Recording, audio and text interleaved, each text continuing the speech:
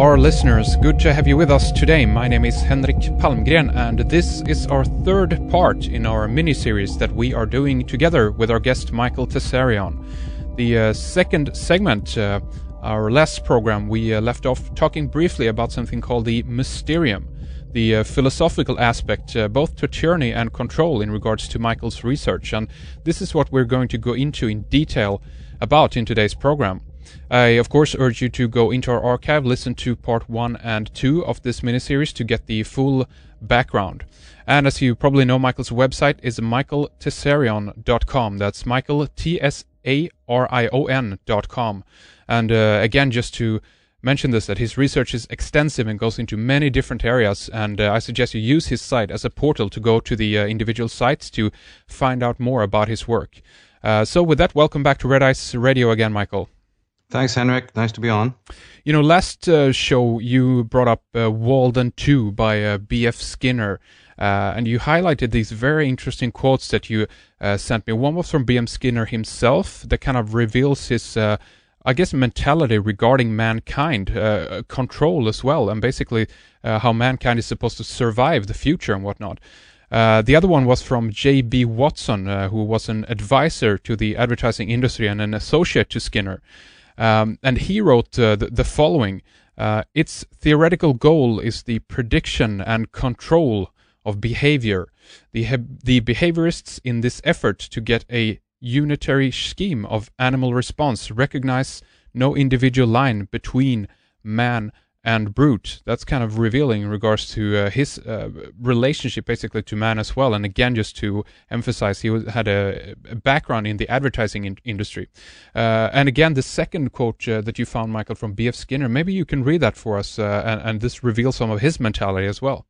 Yeah, because it turned out that he also had written a book called Beyond Freedom and Dignity, kind of a worrisome title right there, Beyond Freedom and Dignity. But the line that corresponds is, quote, in this chapter, or actually this may be it's partly a commentary on the book, and it's partly his quote. It says, in this chapter, Skinner argues that a technology of behavior is possible, and that it can be used to help solve currently pressing human situations such as overpopulation and warfare. And the quote from Skinner is, almost all major problems involve human behavior, and they cannot be solved by physical or biological technology alone. What is needed is a technology of human behavior. Wow. How about that? And maybe, again, you can just mention, what is the relationship between J.B. Watson and Skinner? Were they working together, or what was the deal there? Yeah, they were famous behaviorists. These are a school of ideology, basically, that started with Ivan Pavlov over in Russia. And again, based on much more shadowy figures that in the last show, indicated that people should check into that, because again, media likes to put these people in front of us as just solo scientists, in the same way that the Microsoft people were put in front of us, or Hewlett Packard were put in front of us as just Birkenstock wearing garage geeks, and so forth. And then we think no more of it, But these people were putting into plan. They were just instruments putting into plan a very powerful socialism is not just about sociology, it's about technology. It's about viewing man as having no consciousness at all, in the way that we described that Hegel had, in my opinion, quite rightly surmised philosophically, and that man has no real individual consciousness, therefore should be considered a social entity, that his rights will be delivered to him by the state, and that the state, can also decide what is the true function of a man. It's not going to be the function that Plato and Aristotle and other philosophers theorized, whether you agree with them or you don't. But these particular positivistic, materialistic behaviorist philosophers believe that, look, the state will decide. Yeah. We have a debt, we have a civilization to build, we have machines to run, we have factories to operate, so get on with it. We will decide what you do and how much even so-called free time you have. We will decide on this. We know how much food you should have. We know what ingredients it should have so that you don't get angry and you don't get malnutrited. We know how much sex you should have, how much TV, circuses, and bread, circuses. We'll decide all of this, and because we know what's right for you. Yeah. Exactly. And just like we emphasized so much in the last show, which is why we did this in 3 parts, is to show that, look, once you realize that man cannot be forcibly made into a slave, that the entire slavery matrix is based on his complicity to it, because he's the one who signs on the dotted line and goes, yeah, okay, I'll accept your credit money, your funny money, your faux money. Yeah. I'll accept all the imported goods and services that you provide. I'll pay for the police. I'll donate half of my earnings to the federal system. You see, I'm for that. I'm good. Yep, let's go ahead. And then we build civilization in this model. You know, I watched some of the videos that you sent me in regards to legal empowerment, basically from Robert Menard. Very, very interesting, which details in great detail basically how the participatory relationship that we have to this, that we give up our freedom. And I'm actually going to try to link those up on the main website on Red House Creations as well, because those needs to be seen by more people. Really good videos, Michael. That's they are, and all the other links, really, even the ones we'll do today, emphasize that people need to get hold of this, these facts, because again, what's happening now, as we said last time, a lot of this alternative research material is being co-opted. Will now be spoon-fed to you by certain shows that are going to start popping up, and even movies, and so people can get confused, unless they're really up to speed on some of the stuff. But again, coming even back to Watson and these people, you know that their ideas were vagrant because they were resisted at the time. This book that Watson wrote, for instance, was completely dismissed by intellectuals of his time as idiotic. What happened to him? He had to retire. He became an alcoholic. He became a hermit, some sort of Looney Tunes that lived on a farm, out in the middle of nowhere, and basically drank himself to death, basically. And then before he died, he even burned every single one of his notes and all his papers. He destroyed them, which just shows you how much faith ultimately he had. It's that old Woodrow Wilson thing on their deathbed. And the Theodore Herzls on their deathbed, they're moping and crying about how they pushed forward an agenda that was totally dehumanized. Even they couldn't stomach it. There's several as well. I know, for instance, didn't Nietzsche have a similar thing? He broke down in Turin as well. The idea of the Superman, he couldn't keep it up any longer, so he allegedly went mad right there on the spot when he saw a horse being whipped or something like that. Yeah, there is that story. Of course, he did go mad, and then his sister completely exploited his image and grew his big mustache out and made him look completely a caricature of who he was. And she just minted money out of him. I think he lasted for like 16 years after he was basically pronounced insane. And that's a whole separate story there. Of course, Yeah. I mean, again, since we're doing a show on philosophy today, it's very important to realize that when you're speaking specifically about philosophers, you have to be wary of using words like wrong and right. Every man who thinks about reality is not wrong. You may disagree with what they come up with, or let's say specifically, you may disagree with what's called their moral or social philosophy. But that's your interpretation, just as they had interpretations. When you're dealing in the realm of philosophy, the common or garden criticisms and he's bad, he's good, this is wrong and this is right, have no significance at all, you see. So it's all about examining the world. So what you're saying in one regard, that the discipline of philosophy have a certain set of rules that it abides to, the same way that the scientific principle is at least supposed to be abiding by certain rules, right?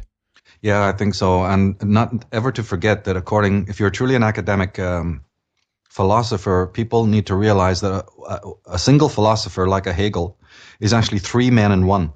There are 3 philosophers in one. This has to be thoroughly understood. A philosopher has, by definition, to have what's called a metaphysics, meaning he has to explain the creation and he has to explain God.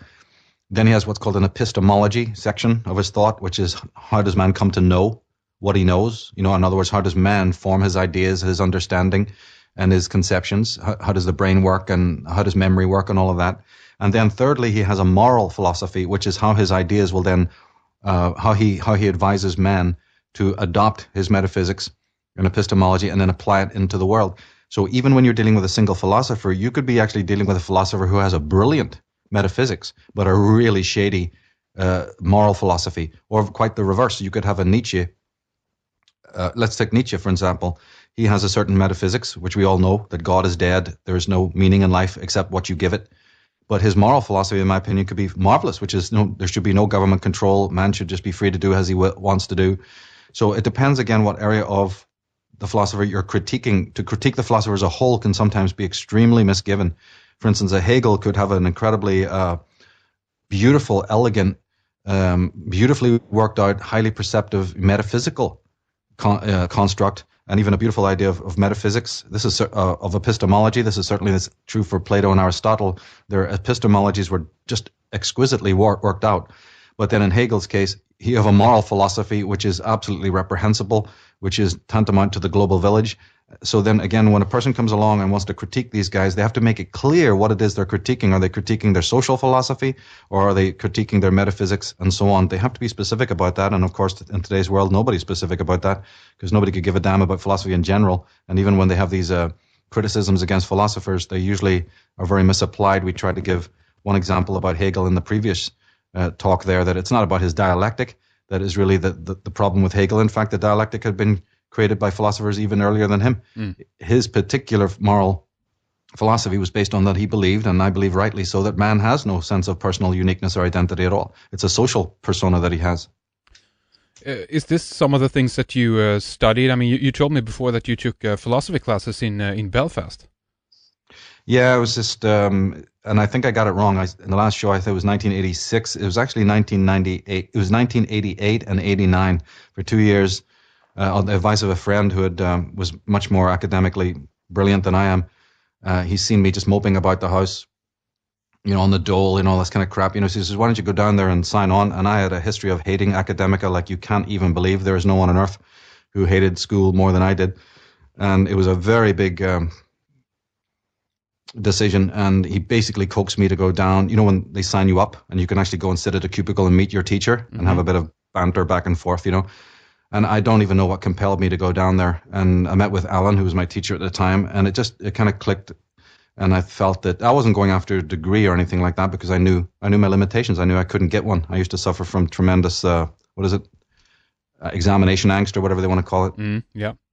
So I've never done things for reasons like that. I did it because I thought it'd be a great idea to, go down and use the brain, you know what I mean, and drink in some of these heavy philosophies, because my upbringing had always shown me that man is suffering. The human race is suffering. Even those with a smile on their face, even those who have a lot of things going for them in life, underneath all of mankind, there is an element of suffering going on. Yep. And that is what philosophy is all about, is to explain, what that is. So I went down there in '88 and took those classes, and it was wonderful. The school was literally crumbling. It was an old building. It was falling down, and there was no heat in the schoolrooms. We were sitting there shivering, sometimes drenched. Literally, myself, I had to walk for 3 miles to get to the place, and sometimes that was through storms and rain, and you'd sit there for hours and soaking wet. And this is during terrorist attack times as well, isn't it?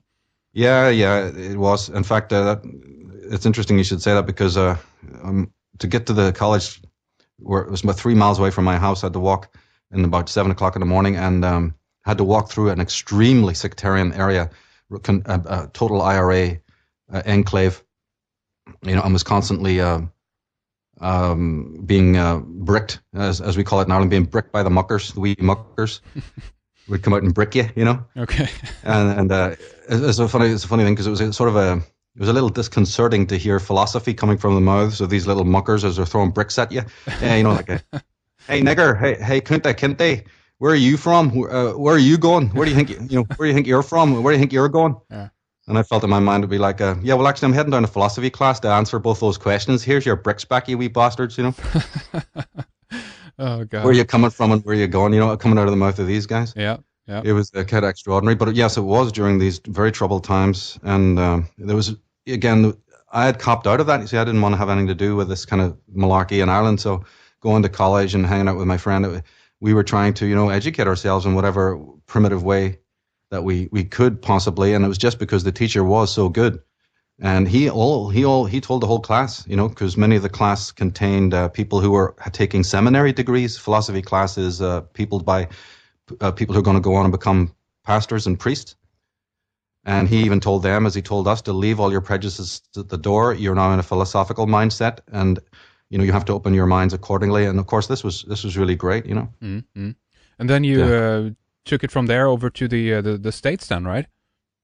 Well, of course, after the class was over, I left that same year, and it was in '89 that I came back to the States, and immediately, continued in whatever way I could, just through reading books, for about 2 years before things changed, and I took a different road of study, which eventually got more into psychology and film history and what have you. Yeah, for the first 2 years, I basically continued those studies as well as I could, especially reading people like Spinoza. And then I took 5 years of just reading Heidegger, particularly his one masterpiece. And I couldn't understand a word of it, but I have this belief, you see, that studying philosophy, even if it's a guy you don't agree with, there's something beautiful about the way that philosophers write. Just the simple way that they use words, the way that they think about life, whether it's Descartes or Ayn Rand. I express it as like food for the mind. So it's not necessarily that you agree or disagree or even understand what they're saying. There's something enriching and nurturing about just studying logical ideas, people who think about the world and then write it down in a beautifully logical, sometimes even poetic way. This is certainly the case with Martin Heidegger, and also even philosophically minded poets like Rainer Maria Rilke, you see in the German Hölderlin, and Novalis, and many other people like this. It's a world of its own when you get into it, even if you come out at the end going, look, I don't really agree with this particular person's thought, Well, you're definitely going to be richer in terms of your vocabulary. You might be able to express things that you feel, or your theories about the world, and again, by getting a counter position to your own view, so to speak, you define yourself more, you define your belief more by reading something you don't agree with. So I think it's a very good thing, actually, always.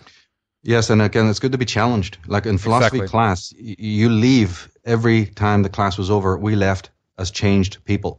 When the teacher is telling you there that, look, the reason, say for instance in philosophy they talk about the reason, and there's even whole groups of philosophers called rationalists.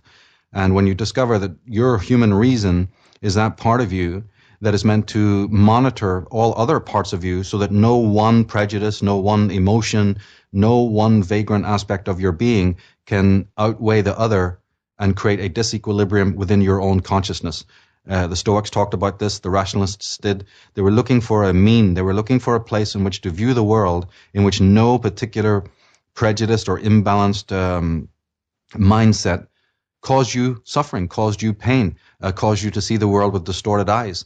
When you have teachings like that, it really changes you, because you're then going to drop some of these ridiculous social prejudices that you have, and it's a journey towards actual selfhood and how do I see the world as opposed to other people. Things like this are very, very, very important. Absolutely. So tell us a little bit about the Mysterium. Give us an overarching image of what you're talking about when you say that. Well, yeah, the article I wrote, it's called Disciples of the Mysterium, and that is based on my work on existential psychology, but tying into Martin Heidegger's concepts of being in regards existential philosophy.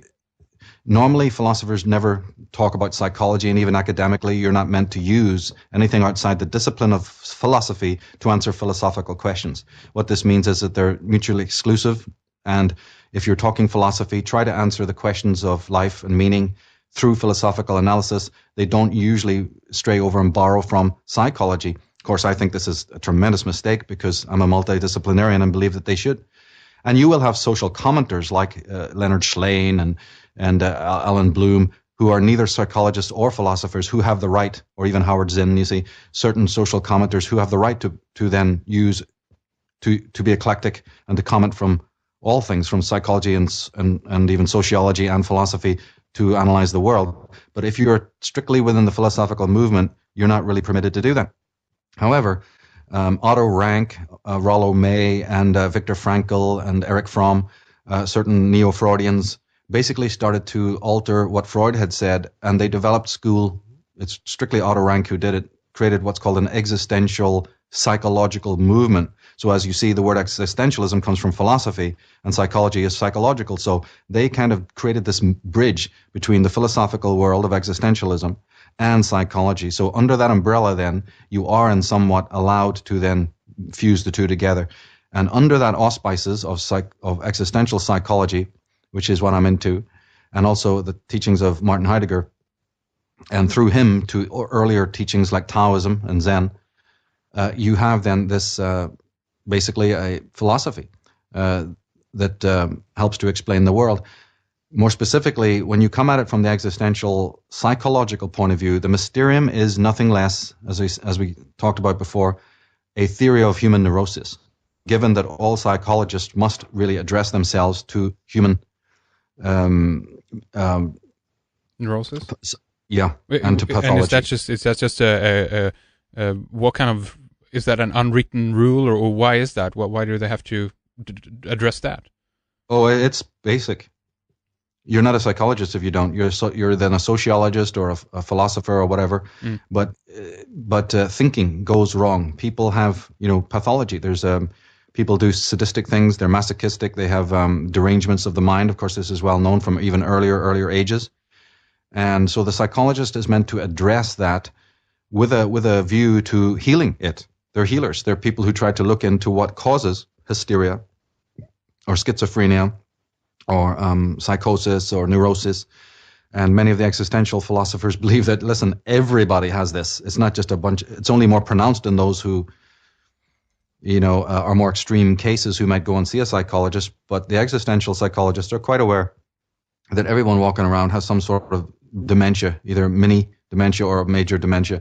And that can start in the home, even the way the family unit operates and so forth and so on, why people do the crazy things they do, why soldiers go and join armies, why people, are so violent towards the earth. Because also never let us ever doubt that man's greatest violence, the greatest violence that man perpetrates and commits is towards nature. Mm. And so all of this activity is obviously not sane. Man does not operate sanely. His societies are not sane. And so, yes, a psychologist is the one who sort of looks into that on an individual level to find out what are the roots of derangement. It works perfectly with those who have a conspiratorial mindset because, again, the consciousness of human beings is determined largely by the society. This is even agreed by Freud. He believed that the mechanism within our consciousness, that he called the superego, that conditions our behavior, is largely a mouthpiece for the world. First for the parents. The parents are the first imago that a child knows. And then later on, you need to conform to society. And so therefore, a man's identity, both his positive aspects of his identity and his deranged aspects of his identity, are pretty much the products of the world. And of course, the conspiratorialists will say, okay, look, if the world is deranged, if the world is run by psychopaths, it works in reverse. Man himself will be embody those psychopathic tendencies. And this is the whole reason why my work focuses on look at the individual only, because it's inner tyranny that is being projected onto the world, and it's a feedback loop. Mind affects world, world affects mind, and it keeps on going. And if you see things in history getting worse and worse and worse, you're never going to fix it by running out into the political milieu with a hammer and tongs trying to mend it. You must look at what is creating it and originating it, and that inevitably takes you into the realm of psychology and existential psychology in particular, but also certain elements of philosophy. Now, as you say, I've held that back until now because I had to lay the groundwork so that, another perspective, another sort of way that this is sidelit, this whole complex, the predicament of mankind, is from a philosophical standpoint. And how it sort of began to take place is after I wrote the Atlantis book. I couldn't do it in the Atlantis book because it would have taken it off in a completely different direction. But after finishing that book, it suddenly dawned on me that why is it then that all academic philosophers, including the earliest ones, never took on board the fact that there was a great cataclysm of Earth that then traumatized or disaffected man's mind. Then you scroll forward to the modern age, and you have even great psychologists like Julian Jaynes picking up on this, although he didn't really define what trauma it was. Mm-hmm. He can basically date. He says that the ego, as we know it, has a date of birth, and it comes from a very recent period of time, and describes in his work that the voice of the ego appeared almost like a foreign voice, like an invader. It was a godlike voice that entered into man's mind just before the Homeric period, the period of Homer, and appeared like an alien kind of voice. And to be more specific about it, he claims that what we know as subjectivity. And subjectivity is nothing more than your view, your vision of your own selfhood. Idea, even if it's illusion, later on we'll talk about it being illusionary, but imagine for a moment it's not illusionary. Your own sense of identity, the person you think you are, that the guy down the street, your neighbor, everyone you've lived with has a unique vision of themselves and a vision of their own separate identity. That can be dated basically from the moment that the ego was born, and the psychologists agree. They claim that there's a two things comes into existence: the ego, and then a man feeling himself as being a subject, separate. And of course, with this comes many other negatives as well. It's not just a positive thing that gives man something that the animals don't have. Animals don't have that degree of subjectivity, let's say. Although, again, that could be debated. But for argument's sake, the trees don't have it. The nature doesn't appear to have it. The moment that subjectivity comes into the play, you think of yourself as separate and divided from the stuff of nature. You are mind and it is physical. It is matter and you are mental. But in my work, I've always focused on the things that are also negatives of that sense of subjectivity. One of them is extremely important because in philosophy, there's constant debate about what's called the subject-object dichotomy, or what's known as the dualism. Mind and matter. God and the world. All philosophers have to wrestle with this problem of dualism. Does the world really exist as your senses perceive it, or is it just basically a sort of a conception created in your mind? Yes.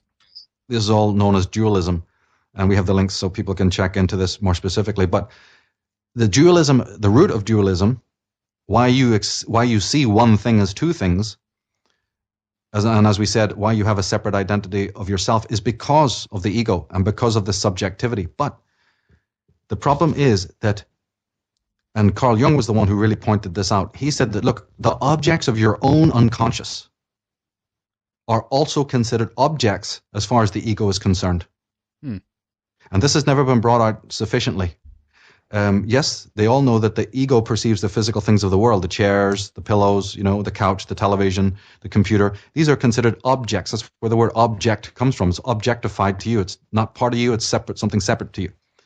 But the psychologist like Jung pointed out that so does the ego perceive aspects of the unconscious. Specifically, the archetypes and other content of the unconscious is considered external to the ego. And this means, of course, that then the ego is threatened by by aspects of the self. Yeah, exactly. And because it is threatened on two sides, it's like Samson between two pillars. You have the phenomenon of the world threatening you to destabilize and create trauma. And you have the content of your own unconscious impinging upon the walls and the battlements of the ego. So the ego has been always described as a mass of defenses, as something that is waging a war both externally and internally. And so no understanding of the world at all, and this, by the way, helps to explain the Mysterium and why the ego might have fallen under the power of the Mysterium. It has to do partly with this conflict that the ego feels between contents of even its own self or larger self and the content of the world. Because remember, the content of the unconscious is itself created two ways. One is the Freudian way in which things you don't like about yourself get repressed into what he referred to as the unconscious, right? So the unconscious to Freud was a dumping ground of this particular life where things that don't conform and cause you pain, you repress. And the unconscious is also made up of the content of, in the Jungian way, of all mankind. Everyone who's ever lived, repressing. And then genetically, over time, the unconscious, which he referred to as the collective unconscious, is the dumping ground of all mankind's repressions. And then this unconscious content starts working on the ego. It tries to get in, and it influences the material world. Because as we said, mind affects world, world affects mind, and so on. And so this content of the unconscious then is seen as external to the ego, as the external world also is seen. And this is why the ego has been described as a mass of defenses. And that's why then you can understand that the ego is what it is: hierarchical, organized, orderly, conservative, and so on. It has to be. In many ways, it has to be. You have to understand the nature of why the ego is the way it is. It's because as far as it's concerned, it is surrounded by an ocean of frightening, troublesome data and phenomena that it has to protect itself against. And in one way, this is what, animals have this too, but in another form. The brain of the animal is simply hardwired to detect danger and to just get out of the way when something is unpleasant. But we are at least given a chance to be somewhat aware of that ahead of time. I mean, we can try to predict the danger and things like that. And the difficulty here is to keep that balance, of course. But at the same time, it's almost like it's a defense mechanism. It's popped up for a reason in terms of survival. Isn't that right? That's right. The ego is basically concerned with its own survival in many ways, and that requires it to interact with the world and get savvy and clever about the way the world works so it can do that. But the ego comes from a defensive aspect. It's armored. It's very, very armored. But getting back to the whole point of the earlier philosophers, I believe that philosophy has always been handicapped, you see, because it never took on board this idea that there was a primal trauma. And it's really unbelievable when you actually consider that the father of philosophy, Plato, it was his own father, Solon, who had gone to Egypt and brought back with him the story of the pre-Diluvian civilizations and the age of chaos and the fall of Atlantis. Yeah, exactly. You see what I'm saying? Here's how these things are connected. My God, how can them? In fact, where is it the first place that we hear about Atlantis? Well, it is from Plato. That's it. And what was Plato's day job? He was one of the greatest philosophers of the ancient world. Yeah. A man who looked into behavior, looked into the reasons for consciousness and so on.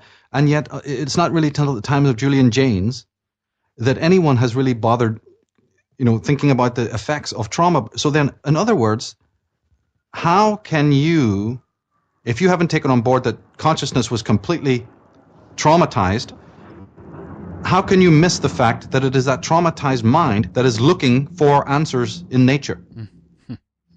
You see where the paradox becomes? Yep. How can you trust a reason that may in its roots be utterly in a state of disequilibrium and basically shell-shocked? How can you then trust any of those mental faculties to have an undistorted view of life? This is the predicament of philosophy. Of course, we didn't see it to today because it's only in recent times that we've even bothered to take the ancients seriously.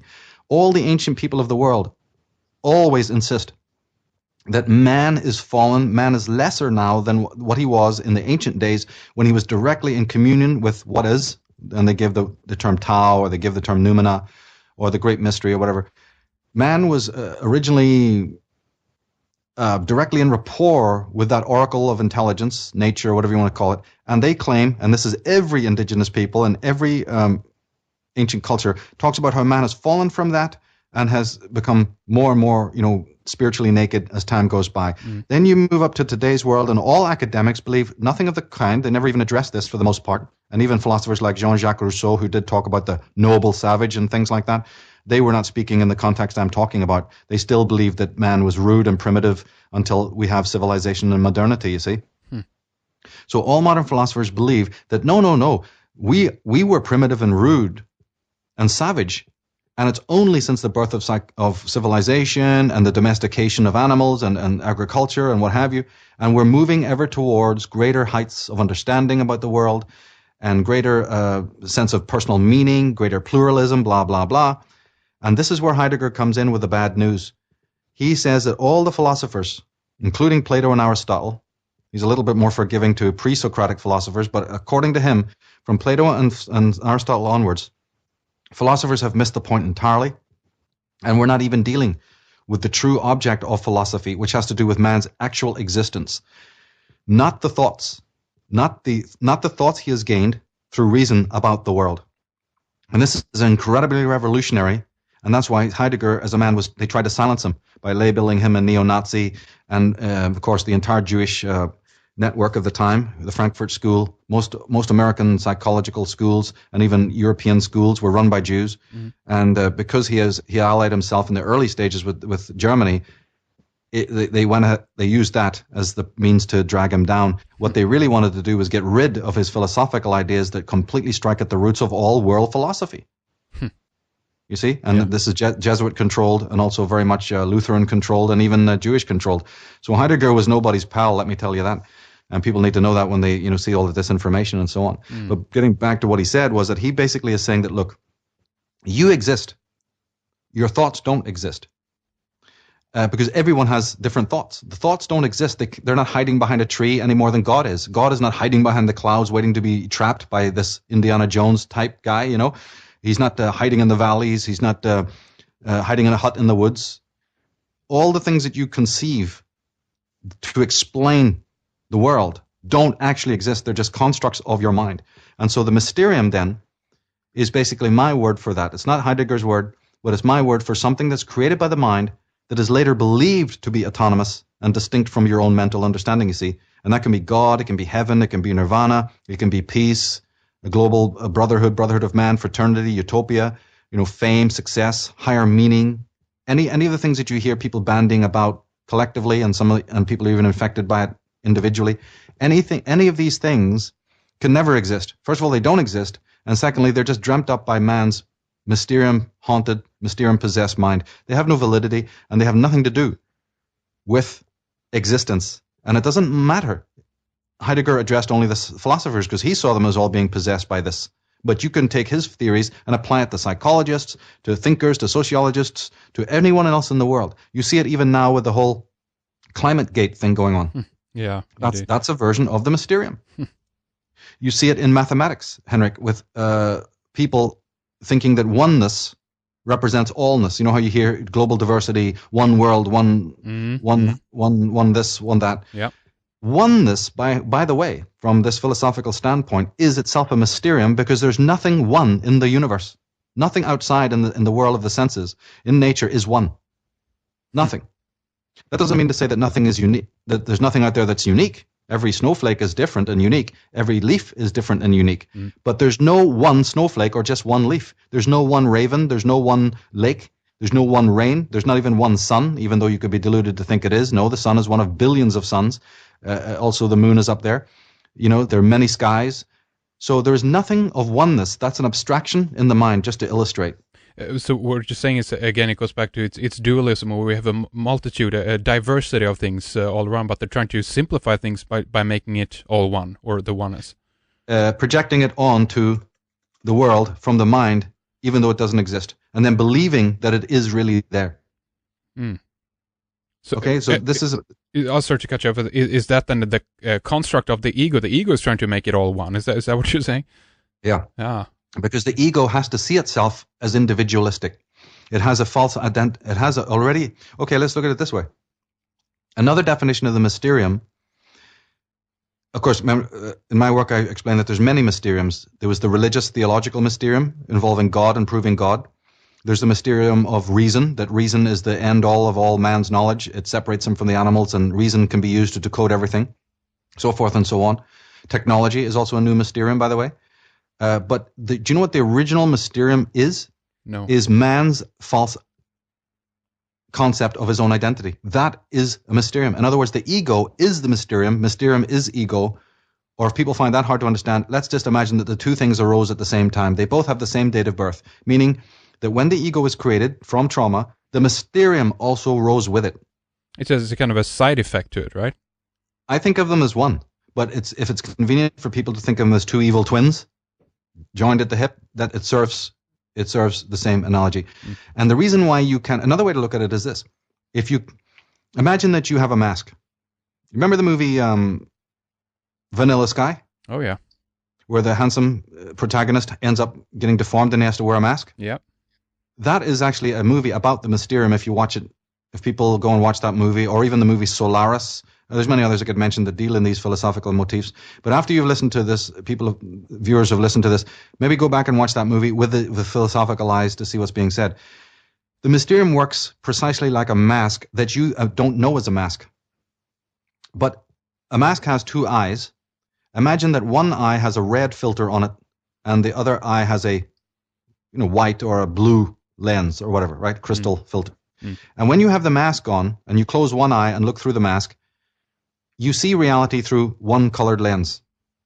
When you close the other eye and look through the other eye and the mask, which has a lens, you see it with blue. This is why you have a dualism where man cannot resolve whether matter is matter or whether matter is mind. And this is infected Descartes. And of course, we're leaving people behind here if they're not familiar with philosophy. That's just too bad because there's no way of explaining it more clearly. The philosophers had this problem about whether matter exists or whether mind exists. This is why they cannot resolve it. It's the same thing you find not only in the teachings of Descartes, where he couldn't decide whether the world existed or he existed. It's the same thing you find in what's called the uncertainty principle of quantum science, in which observation changes what you look at. Yes, exactly. Okay, so think of Heisenberg's uncertainty principle with what I'm going to say next. Man himself is schizoid. Man himself is Mysterium possessed. Man himself wears the mask of the Mysterium, and he constantly flitting between looking at creation and the meaning of life and reality with one eye open and one eye closed. Every time he looks through one eye, he sees the wave. Every time he looks through the other eye, he sees the pulse. When he looks through one eye, he sees the explicate order. When he looks through the other eye, he sees the implicate order. When he looks through one eye, he sees black, he sees white. And the other one, he sees white. With this one, he sees matter. With this one, he sees mind. Until he removes the mask and sees creation, sees reality, sees nature as he actually is meant to see with his own senses, not one that has been superimposed upon his mind, he can never resolve these matters at all. He'll just come up with different versions of the same thing, which is what the quantum scientists did. They thought they were probing into the depth of nature only to come up with the same dichotomy again. The dualism is still standing them in the face because they're taking themselves with them where they go. As Nietzsche said, the only way for man to see reality as it really is to get man out of the way. Get yourself out of the way, and then you'll see what it is. Well, exactly. That's a really interesting point. And again, it ties into the whole thing of where, as a background, we talked about the scientific model before and where that stems from, the origins of that pretty much. And just as you say, it follows all the way up to the current time where kind of science is almost is forced to go into philosophy in order to understand what it is measuring or finding. Basically, it's very, very interesting. It's called tautology. We can maybe put a link. It's called tautology, tautological. It just keeps going round and round on itself. No matter how man's thinking develops, he inevitably meets the same problems on the road because, as Heidegger said, you're not dealing with the fundamentals. In fact, your very search for meaning, I've gone so far as to say that your very seeking for meaning pushes away the sought. You're not dealing with the essence of everything. And your false ideas, like we said, the original Mysterium is man's corrupted, perverse, false understanding of his own selfhood, of what he thinks is his own selfhood, which is his ego. It's not his self, which is actually repressed in the unconscious. Because don't forget, we omitted to say one thing about the ancients. If the ancients were right, and man has fallen from a greater sense of wholeness and knowingness and allness, certainly I won't use the word oneness now, I'll use the word allness. If he's fallen away from that, it implies that he once upon a time was connected to it, right? Yeah, absolutely, of course. So then the question of life is, my God, not only are we getting further and further away from it, but it implies that once upon a time, hence before the trauma that the Taoists and ancients talk about, we were actually linked to this. Yeah. And therefore, the question arises as to whether, we are able to, in fact, get back and get reconnected to that. That becomes then the major question of philosophy, which is the question that I believe that Heidegger was asking. I think that has happened for a reason too. It has happened because of the process of how we discover ourselves. Again, it has to do with the creation of the ego, has to do with the identification of the individual as well, hasn't it? That we've for whatever reason, from the creation's point of view, have been pushed out in order to understand, to kind of set ourselves aside to understand what we actually are in. Because if we're trying to observe the universe and get this objective picture of it, we must remove ourselves from it in order to understand it. Isn't that right? Would you agree on that? That's the subjectivity that most of us have always believed is the thing that defines us from the rest of nature. Yeah. However, one of the dark sides of that is what is speciesism, or just plain old fascism again. When man developed this subjectivity, he immediately thought of himself as superior to every other creature on earth, which is not found in shamanism. It's not found in ancient Druidism. It is not found in Amanism. Why, in other words, did all the Egyptian gods have animal heads? Because man, before the advent of the ego, before he became a subjective creature, he had what was known as theriomorphism. He was theriomorphic, therio meaning beast, morphic meaning form. He was bestial in form, not as the Christians would look at it as being evil, but he's the voice of all nature, the actual voice, the language of the trees, the language of the animals, their story, their history, the story of the light, the story of the rain, right? People have called this animism, they've called it pantheism, they call it whatever name they want. Man was in harmony directly. His consciousness was nature. His aura was nature, and nature was also his selfhood. There was no difference between a man's self and nature, nor is there now, by the way. Nor is there a difference between nature and the self. They're one and the same thing. It's just that the ego and the mysterium stand in the way of this. Because of not understanding this, man is now committing untold violence to not only animals, but to the nature that is his true creator. The problem with the rationalists and the problem with philosophers and the problem with theologians, and it comes from being Mysterium possessed, is that all philosophers that Heidegger was condemning, as well as the theologians, and even the atheists in their own way, we might have to explain what I mean by this, they all are looking for what is known as an essence. This is not me saying, this is them saying it. Essence. They're either looking for essence, meaning that they think that there's a consciousness under nature, God's consciousness, or God is what's called the first cause or the primal mover. That would be considered an essence. So, in other words, Heidegger is directing people. He says, when you see a swan on a lake, when you see a beam of light in front of you, you are not seeing it. You're thinking, what is the mysterious essence that belies nature? Yeah. You look at the mountain and you want to know what makes it tick. And also this kind of mind looks at the human body in the same way. How do I tick? How does the heart work? It's the impulse behind all science.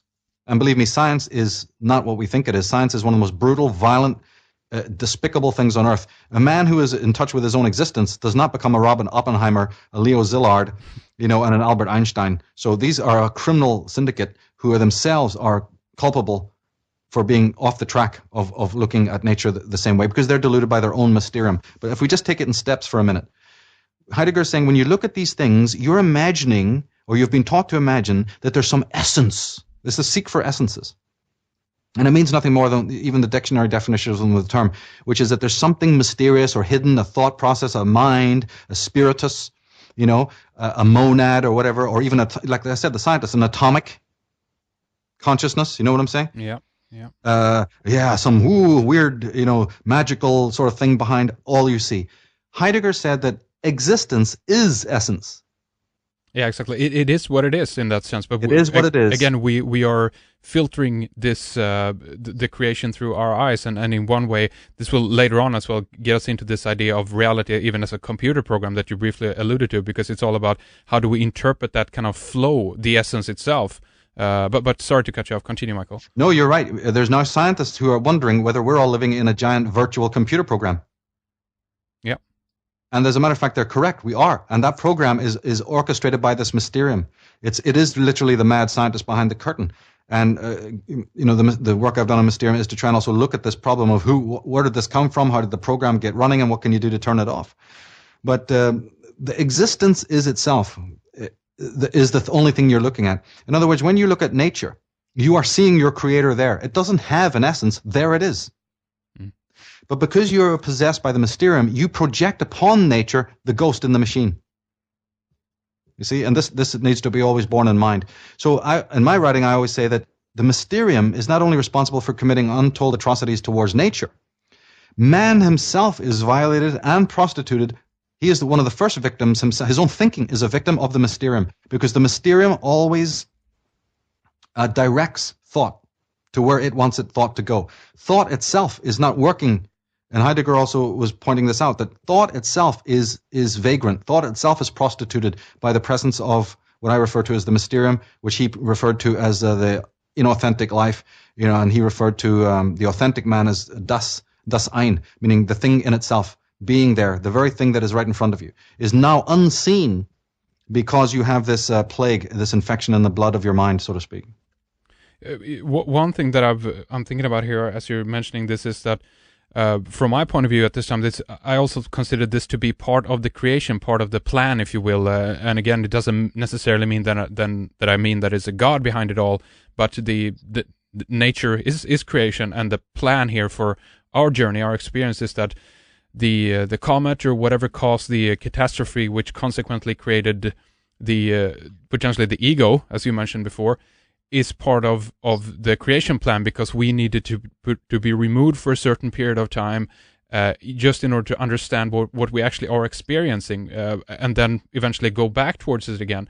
Do you hold that view too, or do you just consider it to be like it's all a waste? We shouldn't have gone that route to begin with, or do you think that we have learned something because of it? We're obviously not out of it yet, and the question is if we ever will be. But what's your approach to it? What's your relationship with that, Michael? I believe it has to happen like you do, because also being a Taoist, the Taoist has a policy of non-interference. The Taoist says that nothing is wrong, nothing is right. When you see something going off in what you think is a wrong direction, that is because it is being directed by the Tao to do that. Yeah.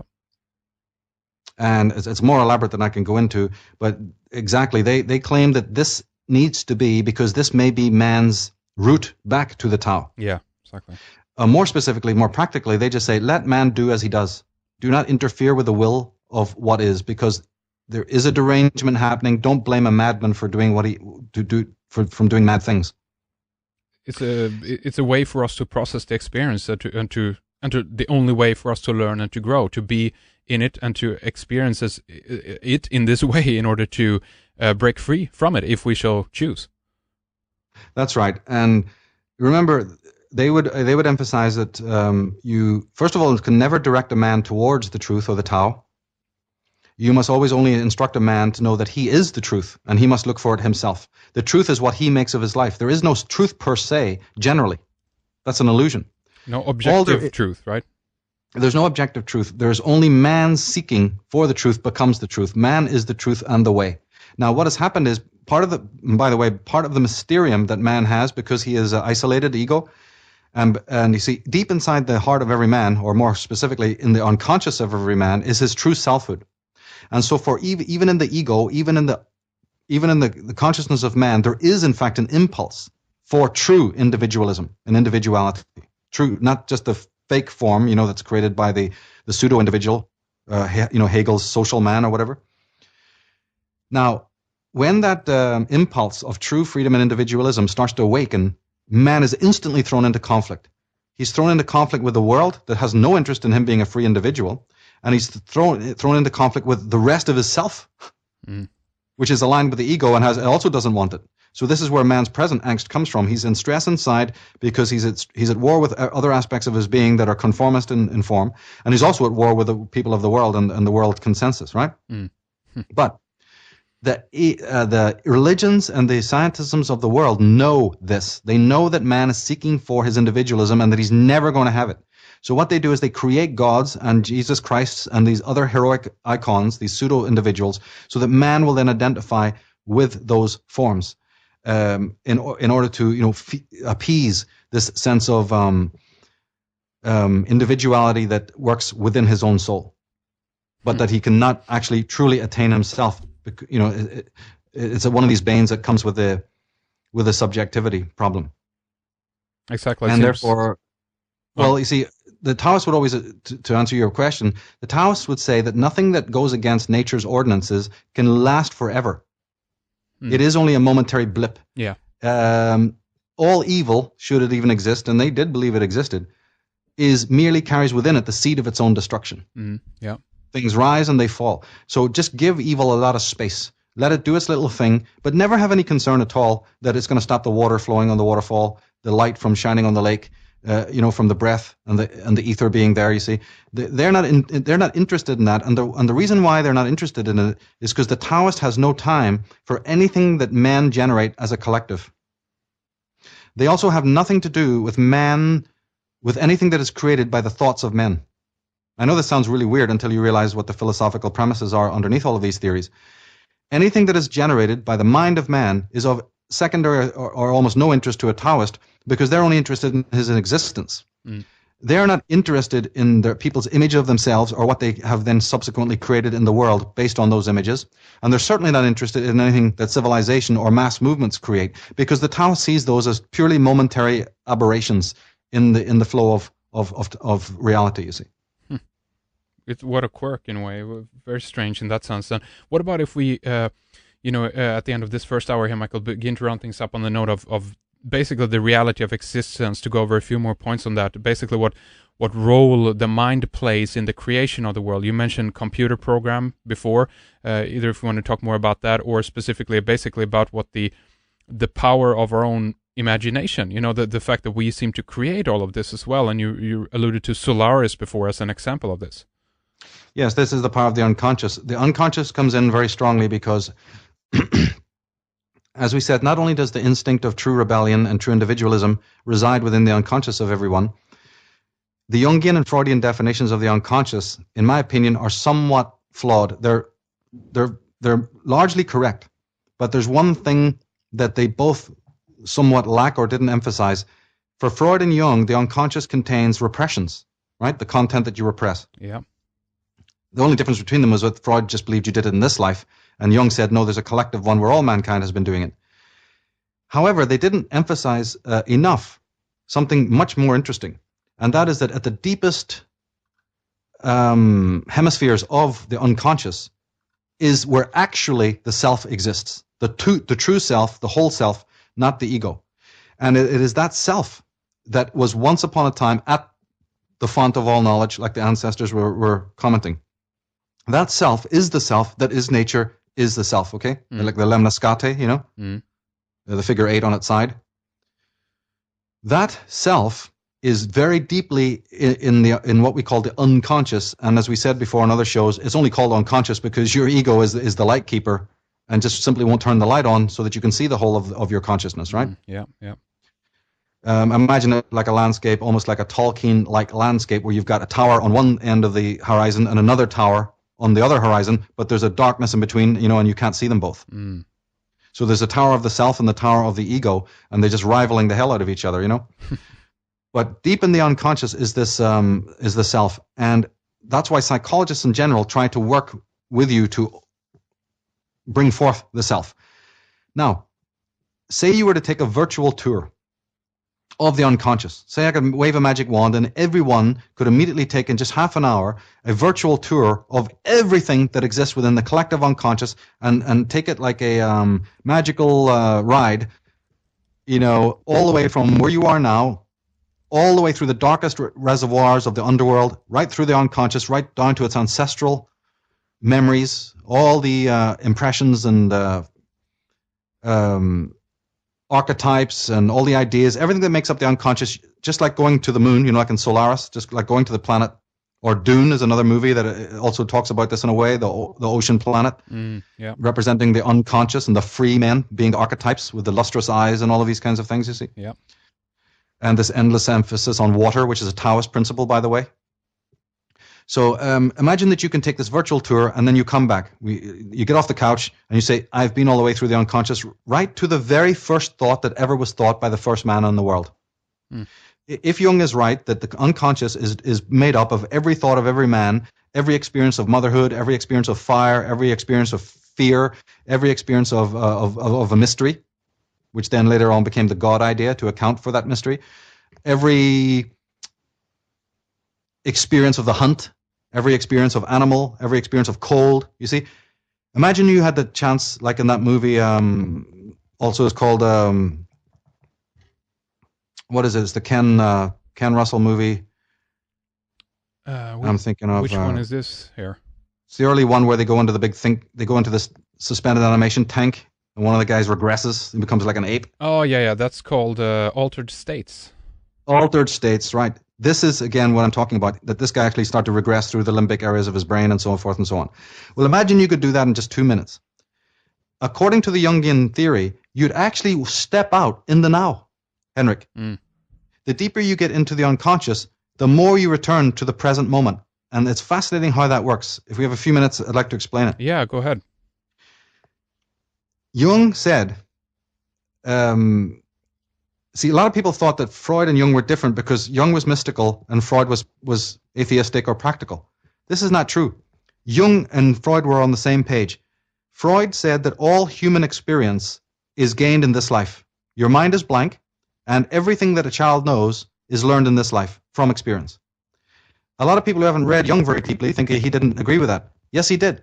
Even though he has his unconscious memory bank, which is the unconscious, the collective unconscious, is bigger than Freud's idea of the unconscious, the very first man who had the very first experience on Earth in order to create any idea at all still learnt it from experience.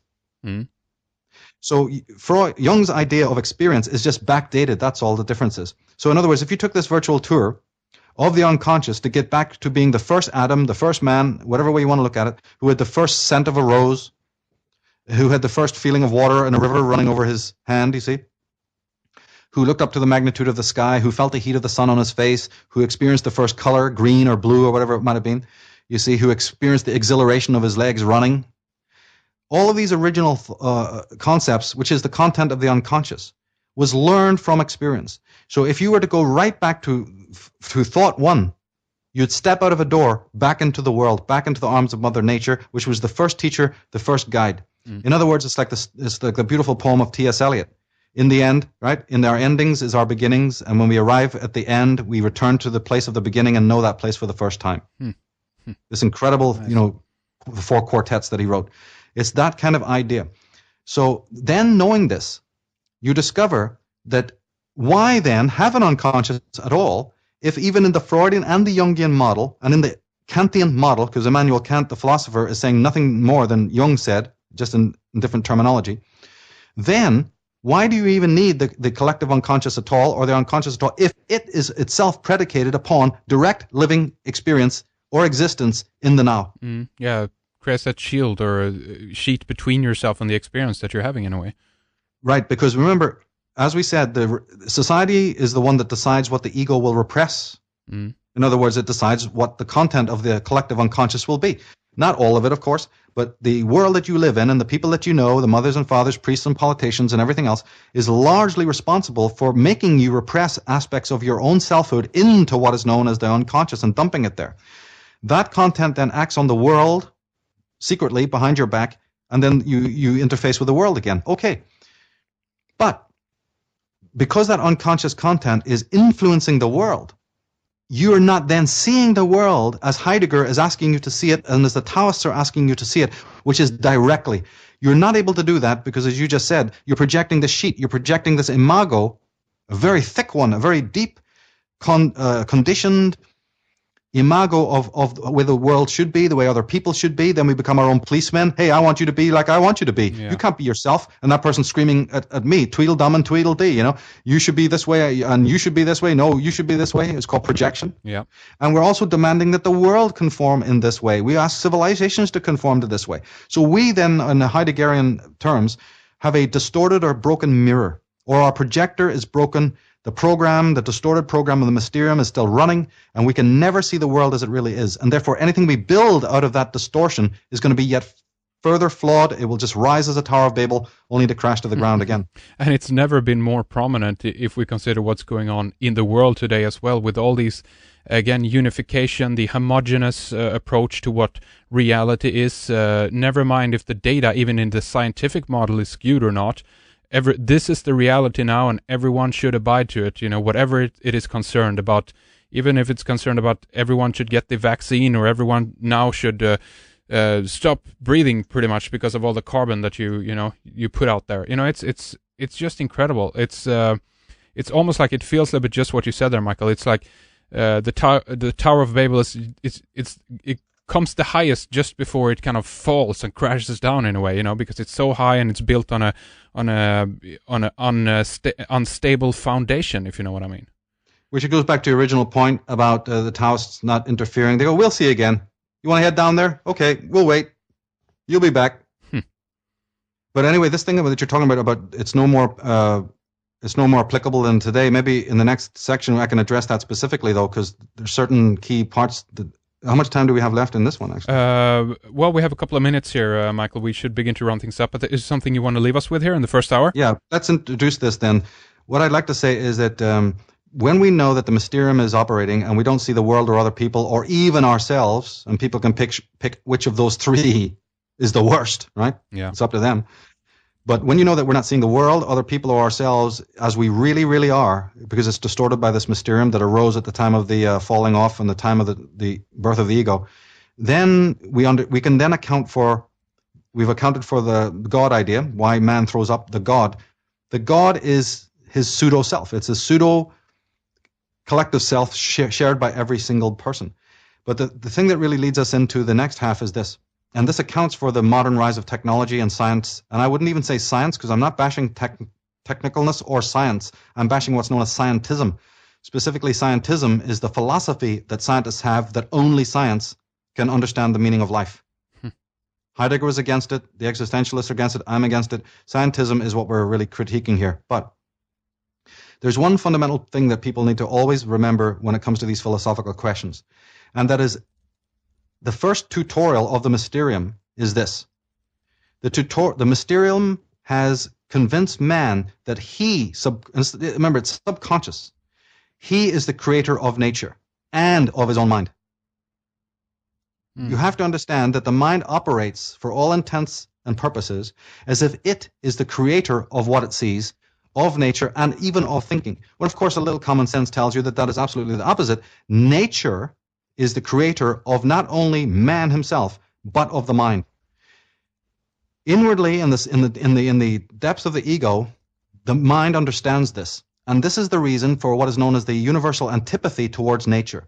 Nature is ontologically and metaphysically superior to mind, and mind doesn't like that. Yeah, exactly. And so mind has sought to, in a sort of Strangelovian and Frankensteinian way, Dr. Frankensteinian way, to set about to try and humble and subjugate nature, and also to try and find the socket of energy into which nature is plugged, so that it can either unplug nature or at least share in its power. And of course, that it's not visible. Nature is what's called negentropic. It's self-preserving and self-creating, self-preserving, and self-monitoring. Man wants to know the secret of that power, and his technology and his science is, in fact, orchestrated to try and do that, to rival nature. You can't understand what's happening in the world today, or even the rise of philosophy or any of these other materialistic models, until this is understood. And again, it's psychologically based. All right, Michael, let's round up then on that note and continue talking more about this in our second hour for our members. But please give up your websites again, Michael, for people who are new to your work, and where you recommend them to go in order to pick up more of your material and some of the books and DVDs that you have out there. Well, sure. Definitely have to head over to michaeltsarion.com. If they click on the next button, it takes them to a secondary pages where all the articles are, and that's where this Disciples of the Mysterium is. This article is, and there's a bunch of other articles there. We also did, we're always updating the forum, so all the interviews we do, right? I mean, right up to the very latest ones are always posted on the What's New page of the forum, and that's available through the Michael Tsarion website. And then, of course, head over to Architects of Control link there to look at the DVD you and I did on psychology and conspiracy, which is a first of its kind examination of those two subjects and how they link together. And also we'll be posting upcoming events. This includes talks on other radio shows, and also live events will be on the calendar page of the MSAR forum. So those are all available and constantly, updated all the time. Okay, excellent. Thank you, Michael. michaeltsarion.com is the website. Check out the forum then for the latest editions, and then use the site as a portal. We have links from there to many of his other works. So stay with us, Michael, and we'll be back with more here the second hour. Hour 2 with Michael Tsarion coming up. We begin to discuss the world today, different philosophers and philosophies. And Michael ties things together for us with his Mysterium thesis and this 3-part miniseries.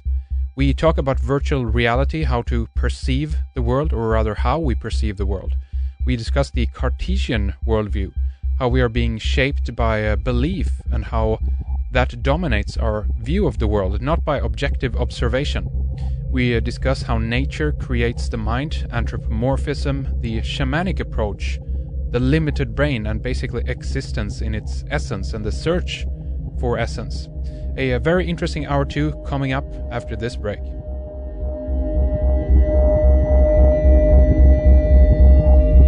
You're listening to Red Eyes Radio. More coming up in hour 2 for members.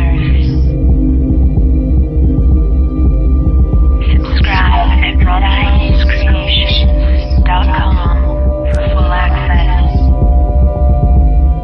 Radio, film, video.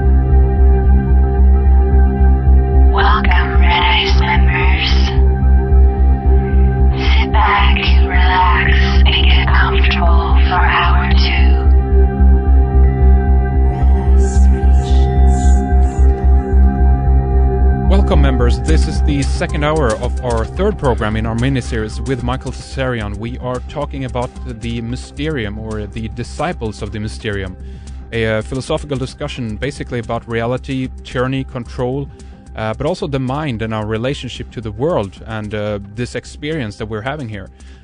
Basically, where we left off, we were talking about the world today pretty much, and how all of this that we've been discussing in the first hour is very much applicable today. We're right at the cusp of where we almost can see the Tower of Babel coming down, falling down.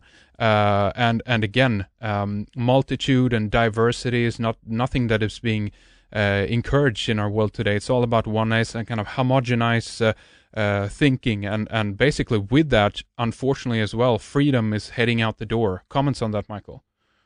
Well, absolutely. That's why philosophy and sociology, psychology are so important, because we're not going to be able to understand what's happening. You know, science talks about the future always. It always talks about a collective, because everything in science is not the product of one man. It's a product of a chain of individual scientists working towards a certain end. Whether that end is, you know, the global village or even something more positive, it doesn't really matter. It's collectivist by its nature, in exactly the same way that religion was collectivists in the past, because there's two mysteriums. There's now the technological mysterium, and Heidegger did talk about this a lot. He always spoke extensively on the difference between the poets and the technological people. But the religious mysterium of a few decades ago, and of course it still exists somewhat, but it's pretty much dead on its feet, that always was collectivist as well, because it was one set of rules for every human being, 10 commandments for every human being, one church for all human beings, and one heaven. There wasn't many different kinds of heaven, right? There was one heaven, one God, one mediator, one church, one set of rules. This is collectivist. I don't know why people don't notice this. Technology has the same attitude in a slightly different way. It just says that one scientist cannot hope in his own lifetime to uncover the whole secret of everything. So science will. But then that is collectivist in its nature, is it not? Well, peer reviewing, what is that all about, right? Mm-hmm. That's right. First of all, yeah, exactly. First of all, you have to be part of the hierarchy in order to even become a scientist that's going to get anywhere. Because we know that these criminals like the Oppenheimers and Zillards that I mentioned, for every one of those jokers, there's a Tesla, a Walter Russell, and a Wilhelm Reich standing in the off at stage exit left, you know, out of the limelight. Yeah. So there's no answer there. But even philosophically, they're implying that the utopia to which they're leading you is a collectivist one. No one scientist will know it. They're all links in a chain. No one culture will know it in your lifetime. Now, this is very, very important, because if you tie it back into Taoism and aspects of what Heidegger was saying, you'll see more clearly what the difference is. The Taoist and Heidegger are saying, look, anything that promises you any kind of collectivistic, all-encompassing answer is part of the Mysterium. You know, it's not legit. Who is to say that you, in an individual life, should not gain all knowledge about all things, including yourself and the world, in your lifetime? No organization today promises you this. And it's because Heidegger said that all philosophy, all of the world, has never been addressing the true meaning of Das Ein, which is existence and being. The Taoist is not interested in these movements because he knows that they're pursuing something that's totally elusive. And it doesn't matter what they build, they're never going to attain it. And they haven't attained it. The theologians and the idealists and the rationalists never attained the goals of reason that they offered to explain the world. It didn't happen in almost 1,000 years. Plato's forms are still as abstract as they were when he lived, and so forth and so on, you see? Yeah. And even though Immanuel Kant was the philosopher, it would take too long to explain this, but Immanuel Kant is extremely important because he's the one who tried to pacify and resolve the issues that stood between the so-called materialist philosophers, the empiricists, as they're called, and the rationalists. We don't have time to explore that, but I have done in the article if people want to look at that.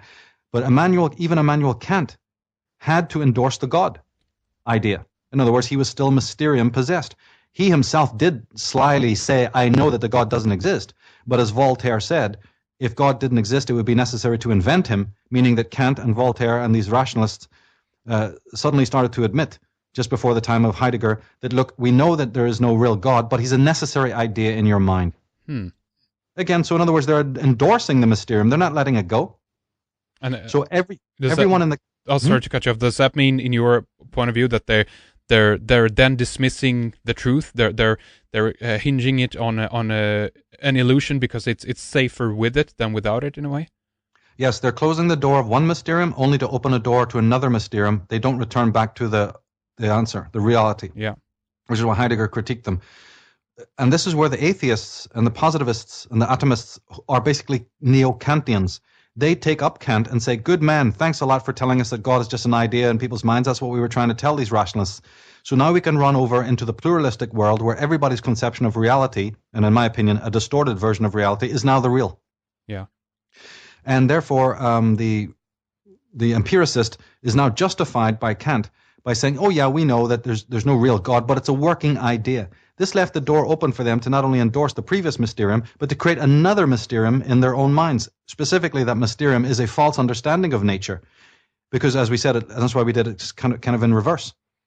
The Mysterium that haunts the materialist is the behaviorist Calvinist thing we were talking about before, in which there is no consciousness either in the mind of man or in nature at all. And therefore, this opens the way to technology, does it not? Because then the technology can say, we see man as just a machine, and so is the universe as a machine, with programmable, understandable principles. Remember I said that the ego secretly wants to discover the meaning Yep. of the negentropia of nature. This all then opens the door to this. But there's another element to this as well, and it has to do with violence. They've known that when they study, when criminologists are studying rapists, they often understand that the rapist has a strange ambivalence, sadomasochistic tendency. He wants to murder and mutilate and hurt the object, his victim, but he also wants to own and possess and love, although that love is, of course, necrotic. Yeah. Right? He wants to fall in love with it. And in fact, many women have been able to pacify themselves from being raped by actually talking to the lunatic and then making him a cup of coffee and all this kind of shit and acting like he's a real human being type of thing. You know what I'm saying? Yeah. This is all part of this. So all psychopaths operate this way. And technology is a sharpened weapon in which they wish to stab and probe into nature, but at the same time immerse themselves in a sort of orgiastic way into nature. This is born from my theory that originally you cut off from nature, but you can't cut that which is born from nature off from nature. At the end of the last segment, we just said that nature, a man falsely sees nature as separate to himself, but man did not create nature. Nature created man. So man, whether he likes it or not, and no matter how artificial man becomes, he cannot deny that he's part of nature, which is what the Taoists and all you see are ultimately resting their theory on. Yeah. Okay, but what has happened is man has become estranged from the natural within himself. So his technology then has two functions. One is to sever and dissect, and to mutilate nature in order to reveal her secrets. But it is also a perverse attempt to bond and own back the nature that he won't do in the legitimate way. Isn't this incredible? Monsanto, patenting of seeds and just legally taking over nature in a way, genetically modify trees even, and then claiming them as your own in a way, your own creation, you know? Here we go. Yeah. That's it. Putting your stamp on the very cell. Putting your stamp on the DNA. Patenting the DNA. Yeah. When you see what we're talking about, you start to understand. They're not listening to Fritz and Francis of Assisi. They're not listening to Feuerbach. They're not listening to Heidegger. They're not listening to the Chung Tzu and the Lao Tzus. They're not listening to the shaman who said, you and nature are one. What you do to harm nature is to harm yourself. You see these kinds of things? Mm. So they don't realize it. First of all, look at it this way. If man was truly not technological but natural, and he allowed nature, which is very mutable, it doesn't have fixed laws like people think, those are just projections. If nature was really to form man, if man allowed himself to be shaped and formed on a daily basis by direct interaction with nature, do you know that we wouldn't even have a civilization or even a society as we know them today? Probably not. We would would be even more, civilized, as the true term means in one way, I think. We would, and we wouldn't have civilization, because civilization is a technological construct which stands against nature, which is the other, making nature an otherness. And then you have to bring in nature under the rules and regulations of the city. Yeah, just another modern example. Sorry to cut you off, but we all know, we who live in the European Union know about the absurd stories about the angle of a banana, the length of a cucumber, in order to define them as food or what have you. It's regulation, extraordinaire here, and this is all basically boils down to control and also control of nature, farming industry, and the whole shebang, Yeah, they want roses without thorns. They want cactus without spines. they're never going to be satisfied. And even the preparation of food, Henrik, even the mechanical objects that we have to cut and process food, the thing goes on and on and on into this industrial, Cartesian, mechanistic setup. And basically, one has to contemplate that a man who is directly in touch with nature is not a primitive. He's not going to become a savage. What he will not have is he will not have the civilizations that we know today. I've often referred to man as we know him as being thrice dead. Like the ancients say, he first of all broke off from the umbilical cord to nature. That was the first breach. Then he created a mysterium to seek for this God idea, in other words, an essence within nature, and he buried himself in that. That's twice dead. And then when that mysterium basically gave up the ghost, another was born, which is the technological model. So he's really thrice dead, is the way I look at it.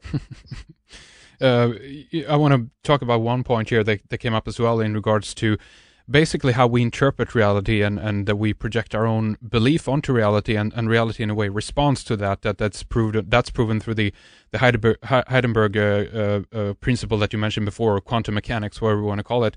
Basically, when we had the announcement of cold fusion by Martin Fleischmann and Stanley Pons, can't remember exactly when this was. This is quite a few years ago now. The first thing that happened, of course, is that a lot of other scientists come along and try to replicate that experiment. It needs to be, again, peer-reviewed, and it needs to be tested and see if other people can replicate it. But what is happening there potentially as well is because they could not be able to replicate it, so they said no, it's a fraud, it's a phony. Cold fusion does not work. But what about the problem here then with progress overall, or technological progress? Because with our belief, potentially, we are even clenching progress because we might not believe that it's possible. So we're getting nowhere here, if you follow my train of thought, Michael. We are getting nowhere because the very science itself is unfounded. There is a philosopher called Wilhelm Windelband who came up with two words to describe what you're talking about. He called it ideographic and nomothetic. Ideographic are meaningful events and experiences that cannot be replicated or ever understood with any absolute general rules or codes, because ideographic events never really truly repeat themselves. This is what nature's really going on. I think it was Sophocles or one of the other ancient masters who said you can never step on the same piece of water twice. Exactly, yeah. Then the nomothetic is those events that occur when you can in fact have scientific verifications, through replication and scientific models and so on. But my reading of this is that those are only reproducible because they're not really in reality at all. These are the mental constructs of reason and of this patriarchal, mysterium-possessed mentality. Man can only ever know his own thoughts. In the state that he is in now, he can only prove or disprove the content of his own consciousness. He cannot, in fact, know what is really real about reality until he works out these principles that we're talking about. It's so interesting. It's just not possible. It's and this is where this principle of indeterminacy, you see, the uncertainty principle of Heisenberg, they run up again. They run right into the middle of it yet again, because they have never resolved these issues that Heidegger was pressing them to also understand. And remember, as I said before, it needs to be repeated. Once you have the mysterium in your consciousness, whether it's a theological one or a technological one, the victim is not only nature, the victim is one's own thinking, one's own self. For instance, don't you see how much technology today is focused on the body and the DNA? Absolutely. It's all about whether it's curing AIDS or the brain and curing aging and whatever hell else it is. This is also the concomitant of this perverse, anti-natural understanding of man's body as being separate from nature, the head being separate from the body, in the way that Wilhelm Reich's whole life work was to explain.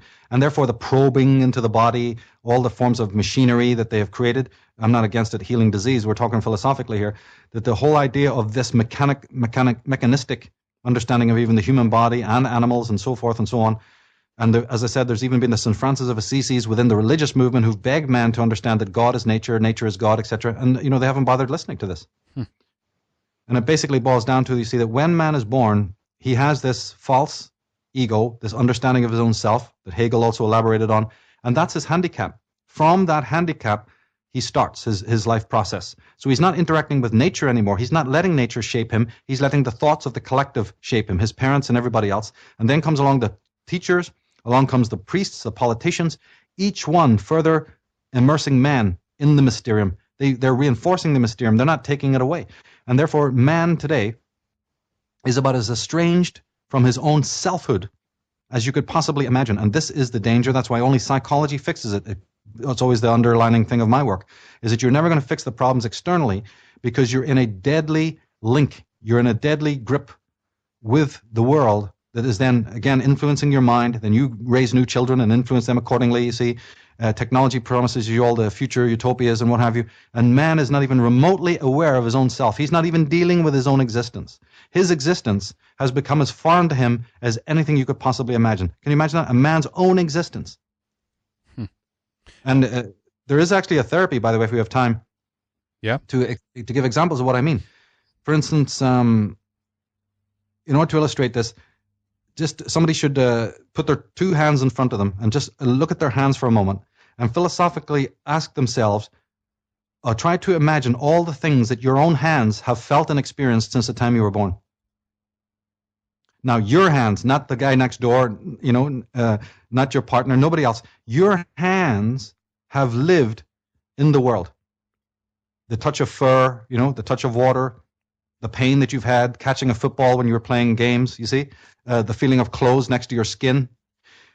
Put your mind back and go right to the very room in which you were born, the cot in which you were laid, the heat of your mother's skin, the first moment that you saw a thing called a window, the first moment that you breathed your first breath of air, you see, the first moment that you saw the color green or saw fire, the first moment that you stroked a dog and felt its fur and its breath on your face. All of these different elements that are pertaining to your existence, your life, that can never be collectivized. They are, in other words, ideographic. They cannot be replicated by anyone because they're yours. They're absolutely yours. People don't think like this anymore. Yeah. They just exist in a sort of a corporatized way in which we always thinking of everybody else. We're thinking of the global good. Remember all these Mysterium projected things? Yeah. We have lost contact. What was it like when you first heard a piece of music? What was it like when, as a child, you looked at a painting and were stood stock still? Because something you saw was now transfixing you. You were transfixed with existence. These things pass by, and we give them secondary or tertiary rating to all the stuff that we're meant to think is important. And that's why you go to school and are put in a uniform. That's why you sit in cubes. That's why you sit in squares. That's why you're regimented from point go, is because you're not meant to think about that. You're not meant, remember the movie, is a very, very good movie to watch in regards to these theories, is the movie Fearless with Jeff Bridges. Yeah. There's several incredible scenes there of how he then becomes aware of his existence rather than his roles in his marriage and his role at work and everything. And he's sitting at a table listening to a friend of his speaking, and he's eating a strawberry. And people just need to go and watch that scene because it exemplifies what we're talking about here. How here is a man who has now become totally immersed in his own existence as he's eating the strawberry while he's just listening to the cacophony of the world around him. It's really fascinating. So the question that arises here as well then is the difficulty also of breaking away from the memes, the mind viruses in a way around us, other people's view of the world, because again, if it's not taught, if you're not familiar with how to do it, that's going to be very difficult to do, and you need to train almost to do it. You need to, in a way, program your own mind, true mind control, so to speak. You need to control your mind not to take in other people's worldview all the time and try to focus on your own, and that's very difficult to do, Michael. That's right. You have to do an existential reawakening of your own self. Remember, the Tao is not something that somebody's going to give you. The Tao is not going to come knocking on your door one day. The Tao begins when you start questioning philosophically who and what you are, and it's apophatic.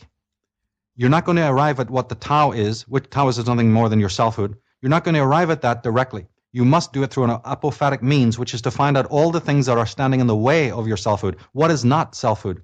What are all the factors and forms that are holding you, both metaphysical and other, physical, metaphysical, spiritual, religious, theological, and all the rest of it? What holds you down? Because you are self-incarcerated. Man is self-incarcerated. He's imprisoned by the Mysterium. And as long as he is in this Mysterium, he has to understand why he wants it. Why has he entered into a relationship with this? He is the self-murdered individual, you see. And by being self-murdered, he murders everything else in the universe. Heidegger used to speak very poetically of how when you have this, when you're in absence of being, he said, you are what is called das Man. There's two words, D-A-S-M-A-N. Das Man is just the man. Yep. Not man as an existing being, but man who's just walking in the street. Like we said in the last program, it was I think Otto Rank's twist on the Thanatos instinct. The Thanatos is really the man in his unawakened state. When you see those things and you realize that that is what's going on, you try to awaken from that. Now, all existentialists have a remedy for it. As I said, I suggest certain meditations that you can do. Just coming into look at your cells, the cells of your body, how they do not work. There's no oneness in your body. Explain. Right? Explain. Well, if a cell just suddenly decided, I want to do what I want to do, and started acting against the flow of what nature has decided, that would be an expression of oneness, and it would destroy your body. The body is a product of nature, as is the mind. But what you think about can be a product of the mind, not nature. This is the thing. Man is haunted by his own false ideas of things. They are not the creations of nature, and therefore they do not exist. This is part of what I'm writing about. But getting back, existentialists have a particular method of their own. They claim that it is so difficult for man to get in touch with being again, and that the only way he can do that, and this is agreed upon by Kierkegaard, Heidegger, and also Sartre, even though they had so many differences, they do agree on one thing, and it's called being unto death. When a man contemplates his own mortality, like really meditates, and by the way, this is also the philosophy that opened a great deal of what's called existential literature, like the Hermann Hesses and the Steppenwolfs and Colin Wilson. You see, this also created a lot of film and a lot of books. This entered into literature about a man who then contemplates his own mortality, the finiteness of his own existence. That angst or that anxiety that he's only here for a finite time is what awakens him into the immediacy and the imminence of his own existence. He takes his existence much more seriously when he realizes that sword of Damocles is above his head. We know this is true because anyone who's ever had cancer or anyone who's been brought to death's door, what do they always tell you? Well, it's like becoming alive again almost. They experience life in a whole new way that they've never done before. Yeah. This is what this movie Fearless is also about. But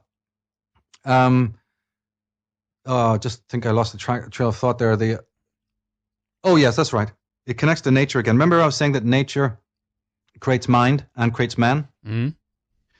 The other thing is that let's look deeply more into what it means that when we say that nature creates the mind. Scientists and the theologians and most people generally think, in other words, they don't think that you have one life to know all there is to know, but there are infinite things to know. Okay, this is axiomatic. Yeah, indeed.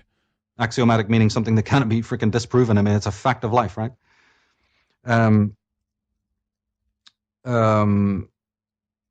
Okay, so let's just go with that. There are infinite things to learn, and I don't give a damn if you're a scientist and you're trying to learn it through science. Just as a matter of simple fact, there is infinite things to learn, but you only have one life to learn it in, right? Yep. Then you say, and I have a mind, which we already agree is finite. And so we discovered reason. We have reason. And even the greatest psychologists, Kant and all had to finally agree that reason is a good thing, but it is absolutely incompetent to the job. Reason itself cannot know all there is to know in one life because it's limited. It has its limitations. This has been philosophically, irrefutably proven, that reason is your way to know things, but it is limited. Then you say that your lifespan, which is time, is limited. Yes. People might also reflect on the name of Heidegger's book was Being and Time. He was talking about this. Okay, well, wait a minute. You think this is not bloody important? That to realize that there's infinite things to know, but you have a limited lifespan in which to know it, and you also have a reason which is limited and can't know it? What do you want to focus on? What do you want to learn, right? Well, it comes about like this. Perhaps then the Taoists were right by saying that the very idea that you can know something in time is illusionary, which is, again, what I would say is a concomitant of the Mysterium that is deluding you that time is enough.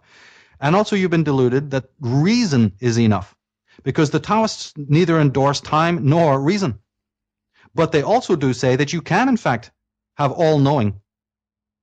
And Heidegger was basically implying the same thing. But their methodology for understanding all there is to know about yourself and the universe is not done through time. So their science is completely given the pink slip right there. And it is also not done through reason.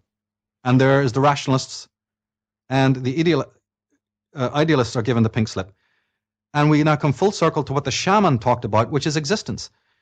in your existence in a deep and direct rapport, not the essences, not seeking what the essence of a beam of light is, or the essence behind a mountain, or the essence of the lake, or the essence of a color, or the essence of human beings, looking for some spirit, looking for some Geist, looking for some otherworldly thing, or even a physical utopia. You see, all of this is nonsense. This is leading man away from the question of being. There's something about his beingness that is absolutely unique. And when a man is awakened to that, when he is awakened to what Heidegger called das Ein, then the journey of real understanding begins, because the mind is now capable of that kind of understanding, because you've brought existence back into the equation, you see.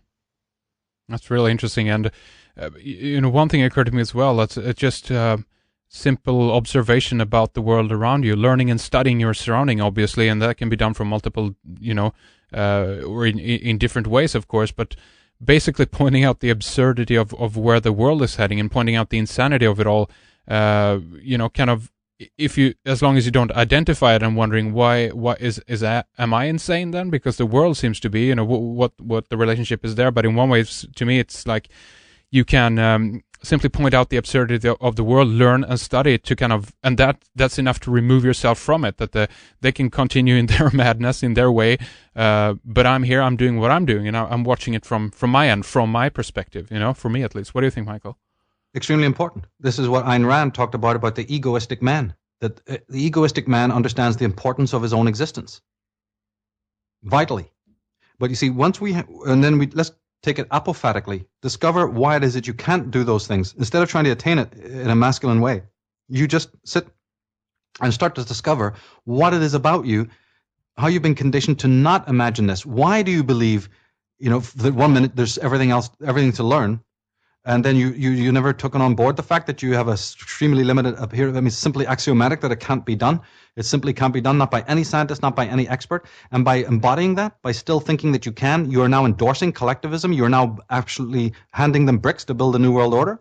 Of course, they will keep promising you, don't they, that one day they'll have a supercomputer that'll be even put in your brain, or your little chip, and you'll have instant access to all there is to know about everything, all this nonsense. Right, so that's the allure, obviously, that they're giving us. So again, that's the reason for moving into the collectivist, world, pretty much, because that will open up and it will give us answers that we never had before. That's the promise, at least.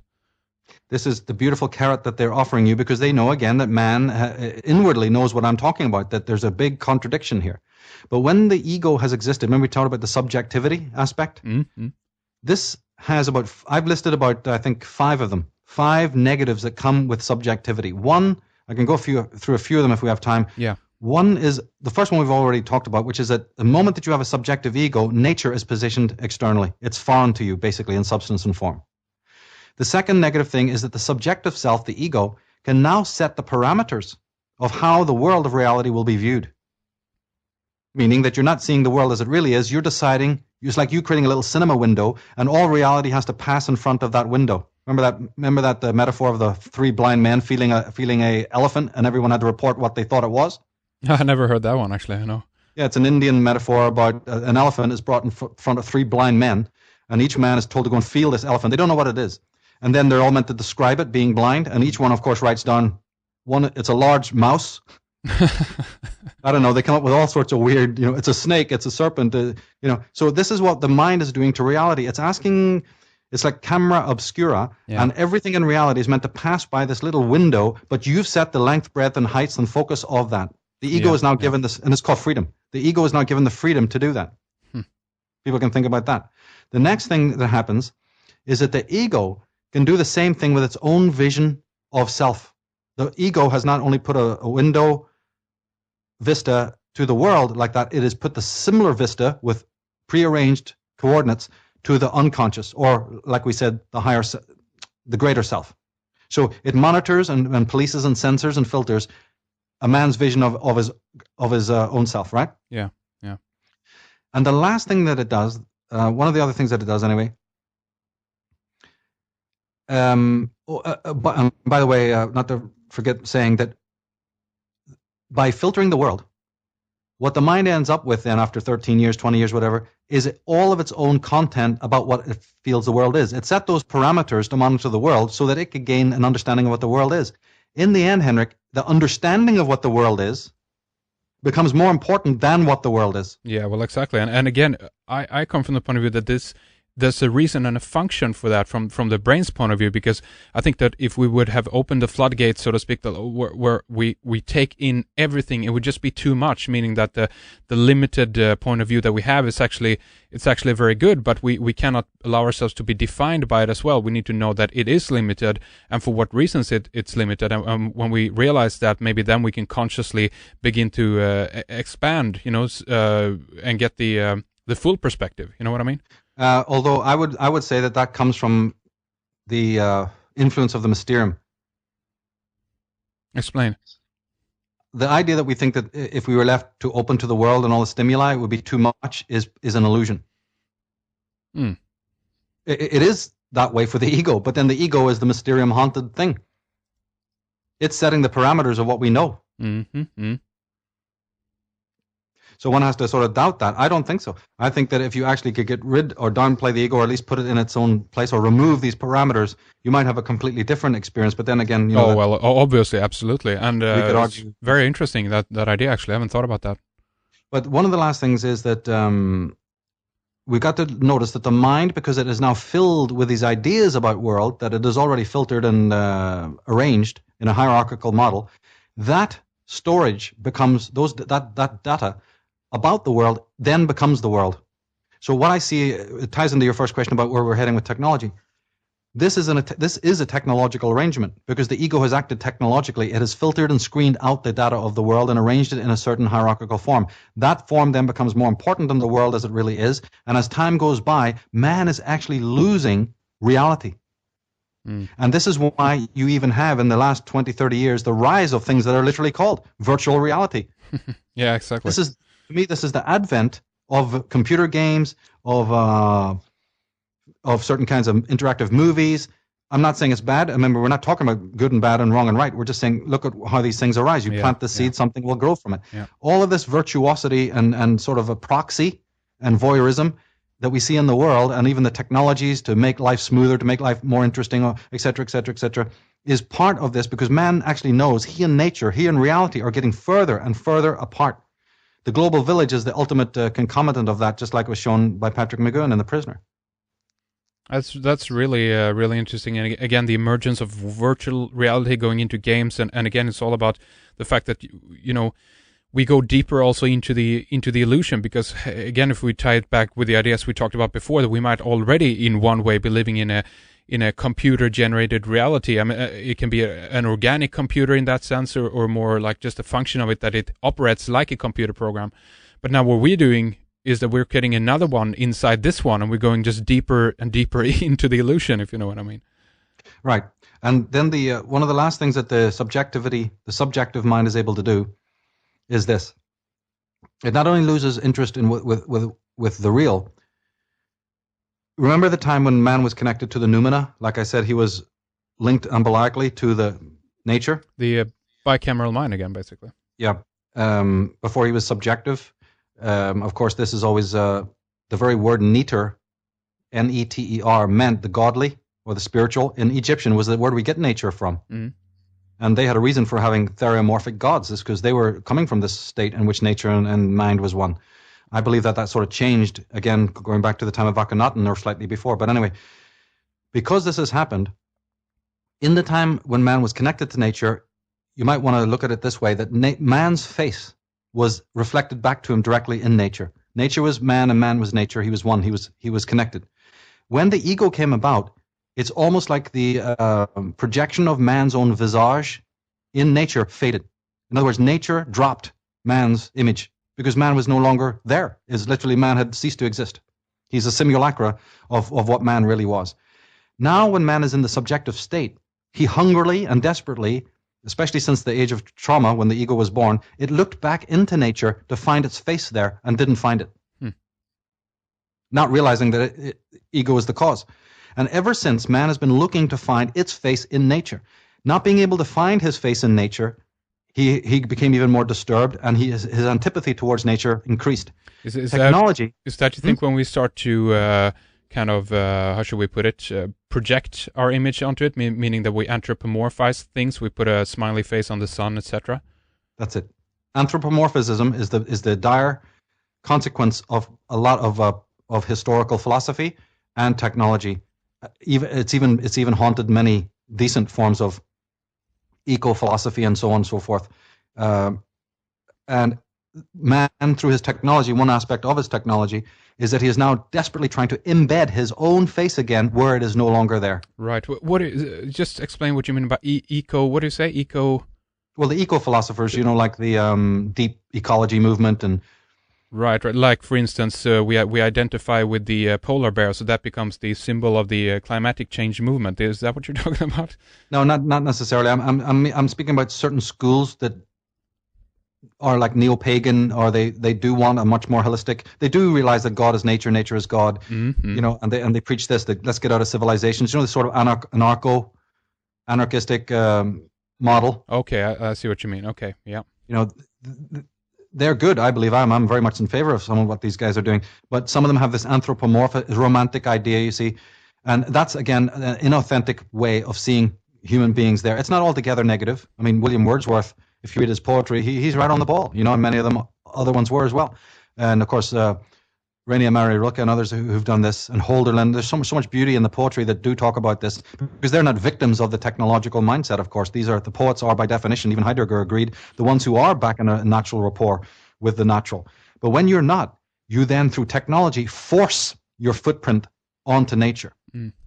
And this is what then is happening now with all of these colonializations and colonizations of indigenous peoples, and making them modern and contaminating them, and putting Coca-Cola ad billboards in the jungle and projections and all the rest of it. All of this is born out of this idea to again find man's visage, but not in a holistic way. Once upon a time, man looked into nature and saw himself. Now he wants to do it again, but in an artificial way. This is very, very deadly. What do you make of all the, because that seems to be, I guess, an incentive or an idea right now as well, is that the world is also slowly kind of turning towards very much of the anti-consumerism. The world is turning away from, let's, just as you mentioned, that the Coca-Cola sign in the jungle, that is frowned upon now in one way, and that's also going out the door. Where do you see, does that stem from a true, point of view, do you think, or do you see some danger with the anti-consumerism, anti-industrialization that's going on now as well, Michael? Well, I see it as pretty much positive if man can get back to some of these, existential philosophical points. And don't forget that it doesn't mean that technology doesn't have a role in the lives of awakened people. And of course, didn't even the shamanic people have to use horses? Yeah, sure, of course. And it's just technology. Technology is even the use of entheogenic substance, for instance. That's a form of technology too, or fire, or whatever, what have you. Making a fishing net to catch fish. Sure, exactly. Yeah. So it's not technology is wrong in itself. It's what it's being used for and how it's being used for. If it's being used so that the ego can gain a certain suzerainty that once upon a time the whole self had, well, then we're in deep trouble. But if the technology can aid and abet man to do this thinking process and link him back to nature as it really is, then by all means that is very, very positive. Mm. So the technology is ambivalent itself. It can be used for different purposes, you see. Do you want to talk a little bit more about basically the Cartesian worldview and the Descartes and so forth? Yeah, because Descartes is one of the idealists, rationalists, whose own process of thought exemplifies the man who's haunted by the Mysterium. That's why in the article I talk about Descartes as being disciple of the Mysterium, taking the Heideggerian principle that all the philosophers since Plato, including Plato, were disciples of the lie, or that they had taken philosophy off in the wrong direction. And Descartes was one we assiduously studied him back in the days when I took the classes in Belfast, and therefore we were really up to speed on his teachings. And basically what Descartes had the problem was he sat down to basically convince himself that he existed. And his process was what we know today to be skepticism, that he would doubt everything about himself and everything about the world. He would subject all of that to rigorous doubt. And it's what later became known as the skeptical school. And his process, after a long period of time, he decided that he could be sure that he existed because of his capacity to doubt. If he could doubt, then he must be a thinking animal. And if he thought, it implied that there was a thinker there, and therefore He said, "Cogito ergo sum, I think, therefore I am," the famous motto. Yeah. Then where the flaw is there is that he didn't question, if you're using thought as a proof of existence, you're assuming that your thought is wholesome and rational and perfect. But what happens if it's not? Can you still then be thought to exist if your thinking was flawed in the first place? Very difficult question. I don't think so. Right. I don't think so. Or at least by his own definition, you couldn't. Yeah. He might argue, no, even if my thought is deficient, I still am thinking, therefore I know I exist. But actually, if you really want to be split hairs about it, no, you can't. Because if your thinking is itself not true thought, or as if I say, thought has been perverted by the presence of the Mysterium and a false sense of identity, I don't think you can use that as a justification to actually say you exist. But then Descartes moved on, because remember, in the Descartesian model, in the Cartesian model, mind, body, and world are three separate things. This is what's called Cartesian dualism that infected all the philosophers. Remember, I told you it's because of the mask that we wear. We wear the Mysterium mask and we look out through different eyes, and therefore we can never resolve this dualism problem. Yeah. But he even said that God was separate. To all rationalists and idealists, God is a separate Mysterium that is even outside the mind. So the next step for Descartes was then to say, now that I know that I exist, how can I then be sure that the objects of the world exist? Yeah. And and in the beginning, he was very doubtful of it. He said, I know my senses see it, but I could be deluded about it. And then after a little bit more thought, he said, oh no, I can't be deluded about it. And here's the reason. He said that I know that God created all. He created me, he created the reason, and he created the world. Remember, as we talked earlier, this is the Mysterium of theologians. They do not say nature created God, created man, created mind. They claim that a concept of their own minds. Now you got to really get the logic of this, or the illogic of it. They say this is rationalism for you. A figment of my own imagination that I believe is absolutely outside of me. It's not a mental creation, even though it is. I trust that to endorse and to verify for me that I exist, and that also the world exists. Because in Descartes' model, he said that since God has created the world, God would never lie to me. God is not a deceiver. The devil is the deceiver. God would never deceive me, and therefore I can be sure that the world as I see it exists because God would never lie to me. And on paper, this sounded wonderful, and it started an entire school of philosophy. So it goes back to belief again. It's all about belief. You can't prove anything. Right, because as we said earlier on, the thoughts of man are not nature created. They're mind created. And you can twist it in whatever way you want. In other words, but it's even something more sinister is happening there in the Cartesian model. Why did Descartes, by the same token, and as a philosopher, not say, now that I know that I think, I can be sure that the world exists. I go to my own proof for the world existing. I know that it existed because I exist. He goes to a Mysterium and says, I trust the Mysterium, which is the perverse creation of my own mind, and use that as the prima facie evidence that the world exists. Do you see how convoluted this becomes? Yeah.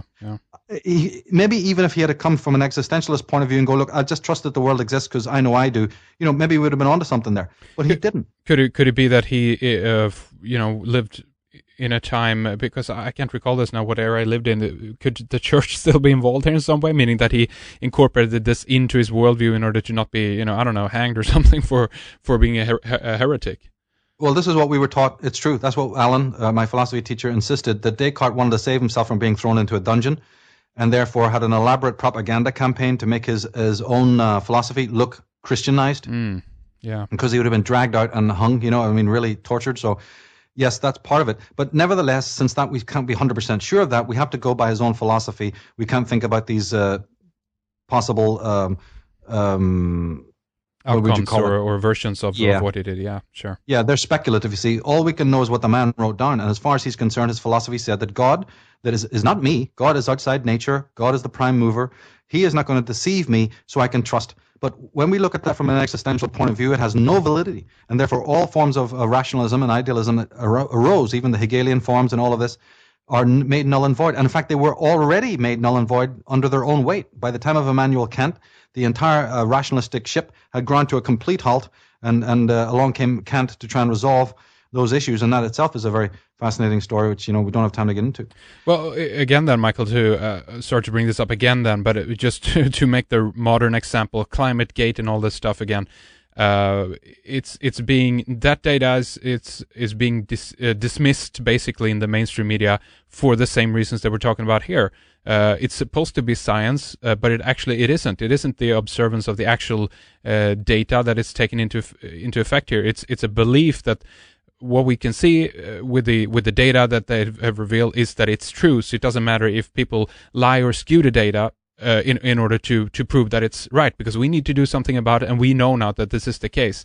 So what I'm getting to here again is that the scientific model, the principle, and all this is more based on belief than actual observance of reality. You know. Mm-hmm. So it's just a reflection basically of what you're bringing up here in the past, and what this is based on has its reflections out to what we can see in the world today again. That's right. And remember, most of the schools of philosophy, all the good that they ever created was to continually bash the other school. Yeah, exactly. For centuries, they were just fussing over minutiae, which had never really added anything to the world. When the atheism comes along to finally replace the rationalism and the theology, it doesn't really create anything new. Atheists don't return back to, and that includes most of the materialists and what have you today, who are behind the science world.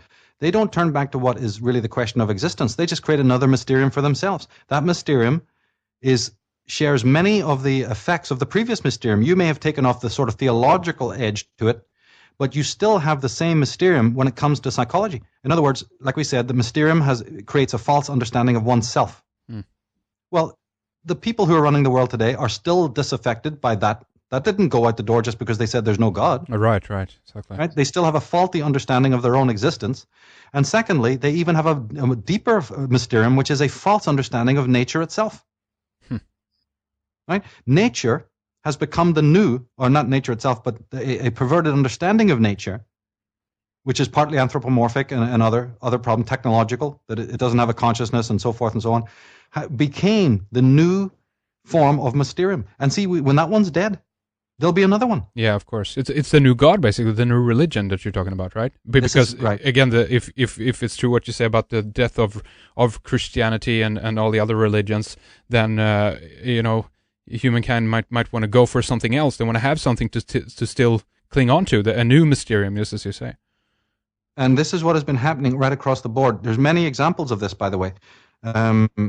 If you study the works of many of the people who are behind this cyber, the sort of cybernetic movement and the genetics movement and what have you, you see that it is a false understanding of the body.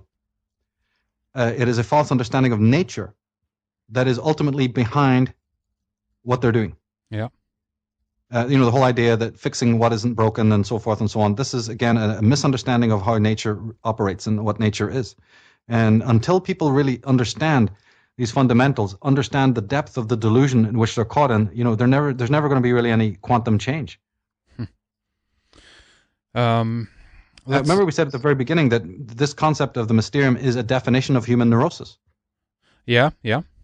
If we face the fact that at the time of the birth of the ego, this mysterium came into existence, either it's an epiphenomena of ego existence, or it even is the ego, or it is what helps you to have this mythical, phantasmic understanding of your self-identity, then we see that anything that contradicts the programming of the mysterium, yes, is the reason why people are becoming neurotic. Because even though you have a mysterium, it doesn't mean that nature ceases to exist. It doesn't matter, as you earlier mentioned, that the instincts, like the animals you said operate on the instincts, remember? Yeah. Those instincts are called archetypes from psychology. They still exist. In fact, as we said, the self exists in the deepest hemisphere of man's mind. Those things still exist and still work on the consciousness regardless of how you repress them. In fact, in many schools of psychology, including Freudian, the more you repress something, the more you set yourself up for it to work on you. Yeah. Take that one step further, and when we said that all repressed content works to become fate, remember that whole idea that what you don't look at within yourself turns up Outside of you is fate, the old Jungian principle. Mm-hmm. Do you see how important this is? This ties into why the Taoists probably did have this non-interference policy.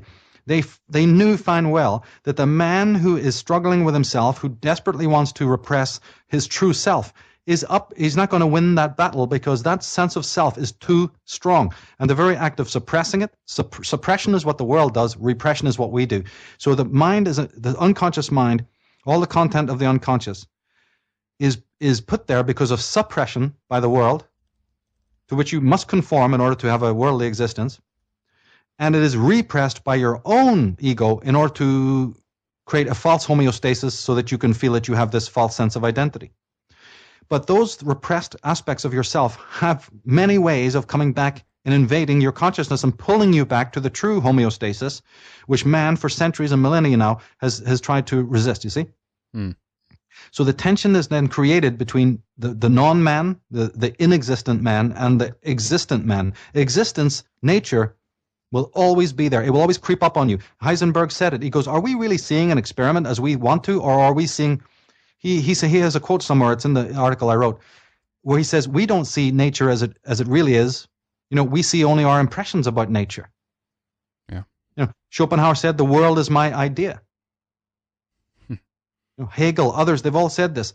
So man is then trapped in this bubble. Like I said, he's wearing this mask that's been sort of nailed onto his skull that he has to deal with. And therefore, there's something about the real that always pulls you back. But it does it through a chemical divorce mechanism. It does it through deconstruction, not construction. The Taoists, the Zen, the Jains, the Druids, they all knew that because you stand in opposition to what is real, you set yourself up to attract the very forces of destruction, if you want, or deconstruction more correctly, that will work upon your falseness to drag it down. Figulus, the alchemist, he said that nothing changes unless it is first broken down to its first matter. Mm-hmm. The whole idea that carbon is the basis and all that. Until things are broken down into their basic elements, you can never have the phoenix rise from the ashes. So what we're looking at now is and you were hinting at this earlier, there is something happening in nature already. There's something happening outside of man's own sphere of influence that is causing an erosion of the mechanisms. You see these false phantasms that have become created. The self will not be suppressed. It will call man back, or it will destroy him. It will destroy the constructs that he's living in the shadow of this great beast. It will literally he'll build it up and build it up and build it up, only for it to either topple again, so that he comes back to the true state of existence. The man who does this through his volition, the man who does this of his own will, that's a different creature. He has to step outside the norms, the song Tom Sawyer by Rush. He's got to go against the flow. His mind is not going to be for rent, to any god or government. So I guess, Michael, to summarize here a little bit of what we've been talking about, control in one way and evil, forget about it. You've got nothing to worry about. Obviously, learn from it, know what it is, study it in order to not be consumed in that sense by it. But if it's meant to collapse, it will. And I guess what you're saying as well, then discover yourself. That's your recommendation here. That's my recommendation. There are meditations that you can do, like we talked about the delusion of oneness, and to be very aware of how that term is used. There's an old adage. You see, the actual emblem of the Taoists was a thing called a tomo, and it was like the Celtic three spirals. Yeah, that's right. That's right. Right? They thought of the number 3 as being much more exemplary of man as an existence. That was the gateway to the noumena, as opposed to oneness. Ideas of the number 1 are the gateway to illusion and the gateway to the noumena, because again, oneness is a conception of mind. 3ness actually exists. 2ness actually exists. Right? You can have 2 stones, you can have 2 rivers, you can have 2 ravens, you can have 3, you can have 4, but you can't have 1. Well, is that kind of dovetails with the idea that everything will cast a shadow as well? Yes. In a way, if you have one thing, then it will immediately, as it's in our universe, if you will, it will cast a shadow and will become 2. It will split itself in some way. Or let's go even to the holon theory or holographic theory, whereas the thing that is seemingly one actually contains within it the entire universe. Yeah, of course, exactly. It's many, Yeah. right? And instead of, because they knew that there would be confusion, they didn't even use the number 1 as a symbol. They used the number 3. And do you know that even in the Christian model, it turned out that the God who started as one ended up having to become a Trinity? Isn't there something unusual about that? Yeah, that it ended exactly. up being God, the Father, the Son, and the Holy Ghost. They couldn't even keep it as a singularity because the singularity is meaningless. That's a good point. This is an important aspect as well. And the threeness, don't forget that man is an expression of three, because as we said, that man is a creation of nature, but nature has ordained it that man is created from what? 2 parents. So each child that is born is a 3. Yeah, it's the sum of the two coming together. Or, Right. Yeah, exactly. Yeah. Exactly. So man's hallmark, as far as nature is concerned, say you were nature and you were looking at it, nature has ordained that every single creature, and even every animal that exists, is an expression of threeness. And threeness was known as delta in Greek, daleth in Hebrew, right? It was symbolized by the triangle, and we know how important the triangle and the 3 spirals were to the Druids and to so many other ancient shamanic peoples, you see. They always spoke in terms of this. The concept of the 3 is another way to look at that. So I also often use that as a metaphor for people to contemplate so that they understand how they have these mental abstract delusions in them and come back to sort of, realize how these delusions work. And again, earlier we talked about this thing called facticity. There's actually a term in existential psychology and philosophy called facticity. And facticity is the element where you totally are in touch with your own particular existence. Like I said, go back, and if somebody can even do this physically, do it. Go back to the room in which you were born. Go back to the cot in which you laid. Go back to the first experiences that you had when you were young, and then go from there.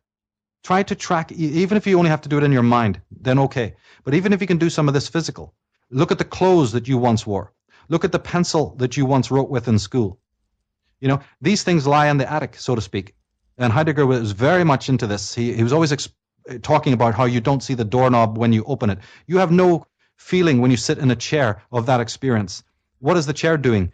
Does it have a life of its own, Why do you never contemplate your relationship with the light, with the chair that you sit on, with the knife and fork that you eat from, with your own body, with your own cells, with the way your eyes blink, with the color blue? Do you have any relationship yourself with the color green, or is it just there and everybody has a relationship with it and it's just basically invisible, and you have this numbness, this comfortable numbness with everything that exists in the world? What does a tree mean for you? What was your first scent of air like when you first realized the wind is on your face and so forth and so on? These are what roots a man back in his own existence. When you go to the mountain, instead of looking at the mountain and wanting to know its essence, why don't you link with it animistically and find out what it would like to be a mountain? Get into direct communion, you see, with the thing itself, which is you. You are the whole on. You are in everything and everything is in you. It's these types of contemplations that help us get out of the illusion and to shatter this whole Mysterium possession that is basically operates like a parasite on the mind of man. It is literally works very parasitically in the consciousness of human beings, and it is born out of trauma, no less as the ego was born. They're 2 evil twins that were born together, and in fact they may be even indistinguishable. Even the science is there if people read Julian Jaynes and a few other people there, and especially Heidegger, because Heidegger was adamant that the philosophers who were meant to be the ones that were seeking for the truth of life and the meaning of life were utterly wrong. First of all, man is the only one who can give meaning to his life, because man is the only one who thinks up the thoughts about meaning. All that man can know is his thoughts about things, but he's also got to be able to doubt those thoughts. He's got to understand the root of where those thoughts are coming from. Are those thoughts just a product of your social persona? Are they conditioned by how other people see you and the approval ratings that you don't really have a sense of self at all? All of these questions that we've tried to deal with in these 3 interviews need to be all taken holistically. And never forget that the ancient men said that man had in fact fallen. He's not progressing, he is falling away from the oracle or the font of all truth. So are we doing that? Are we getting further away, or are we actually getting closer? And second most important thing, to never lose the idea or the understanding, never to help your mind be deluded, both consciously or unconsciously, that you have any creation over your own mind or nature. Nature is the prime datum. Nature created God, as the Taoists are saying, They created your mind, and it created man. You are the, if you want to call it, subservient, metaphysically and ontologically, to nature. And therefore, the acts that you do towards nature, personally and under the guise of technology, you are literally doing it to your creator. So one day, walk out in nature, wherever you happen to be, and say hello to your creator, because there she is, lying right in front of you every single day. When you wake up in the morning, do you ever greet the day and say, hello, day? Thank you for housing me. Thank you for being here. I am walking through you today. What relationship do we have with time? What relationship do we have to the light that greets our eyes every morning? That's just something that happens. When, Heidegger used to say that when the eyes are open and the light meets your eyes, it is at that moment that you must say hello. And he used the word thankfulness. And he said that the same German word for thank you is the same word, Henrik, as thinking. It's the word root for thinking and for gratitude are the same in German. So that your very thought must be an act of gratitude. First and foremost, to be embraced by the day that it is your relation. You are related to it. It embraces you like a mother. And everything you do and think and enjoy during the day is made possible by the day. It's not just a functional dead thing without consciousness. And in doing that, in awakening that kind of relationship, you yourself then reawaken the same kind of natural consciousness within yourself by doing that, because one string vibrates with the other string. The moment that you see nature as being real and alive and animate, not some essence hidden behind it, some spooky mysterium, but itself is living right there, and that each tree, each leaf is an altar to that noumena, automatically nature's voice, the voice of the animals, the voice of the trees, the voice of the atoms, the voice of the air, speaks to you directly, not collectively. There is no collective enlightenment. There is no collective utopia. There is no collective illumination. In the end of scenes of the movie The Silent Flute, it was written by Bruce Lee and James Coburn. That's what they say. There is no enlightenment outside yourself. And everyone must examine in their own mind how they've been sold that lie, that there is an enlightenment, an illumination, a knowledge, a peace, a satori outside of yourself and your existence. That is evil. That is the thing that is destroying the world as we know it today. Okay, Michael, let's begin here to round things up and for this time. As always, very interesting, good points, and thank you again for coming on the program, talking about your work and research with us, Michael. Mention your website then again for us so we know where to go. Okay, great. And thanks a lot again, Henrik, for the opportunity, because again, this is like one of the first ever instances in which, two unlikely disciplines, philosophy and conspiracy, have been tied together in this particular way. So I'm very, very grateful, that you've provided the time and Absolutely. The intelligence to do that. It's a great, again, that's one of the positive. Well, you can never be wholeheartedly pessimistic, because we are in times in which we can review history and then review the past and review what we know about ourselves in order to, again, every minute is a new beginning. Like T.S. Eliot said, in our endings is our beginning. And when we arrive at the place, we know it for the first time. So again, every moment is a potential starting ground to learning the right way and doing what is needed correctly, the right way. That line, by the way, is even in Vanilla Sky, actually, if people check that out. But is that a fact? Yeah, that's right. Okay, well, Michael, websites for us. Well, michaeltsarion.com. They need to click on the next button, and they'll take them to these. It'll take them to the Disciples of the Mysterium article and also to the other articles there. We'll put up all the links relevant to this talk on the Red Ice page, I hope, so that people can then continue to connect the dots and look into this a little bit more. It doesn't really take a lot of time, to do that. We've provided the information, and again, all feedback is welcome. So michaeltsarion.com, the contact information is there, and look out for, even future discussions along these lines, both relating to psychology and to philosophy. Okay, there we have it. Links up on redicecreations.com as well to originsandoracles.com, Michael's DVD series, architectsofcontrol.com, and of course, again, then the main website, michaeltsarion.com. Thank you again, Michael. Take good care, and we will continue talking more soon, okay? Thank you, Henrik. It's a great pleasure. Thanks a lot. That concludes our mini-series with Michael Tsarion. I want to thank you for listening and for joining us here in our members area. We will be back soon with more radio and Red Ice TV, of course, as well. Take a look at that. Links from the front page. My thanks to Fredrik, Elizabeth, and Lana. We will talk more soon. Take care, and bye-bye.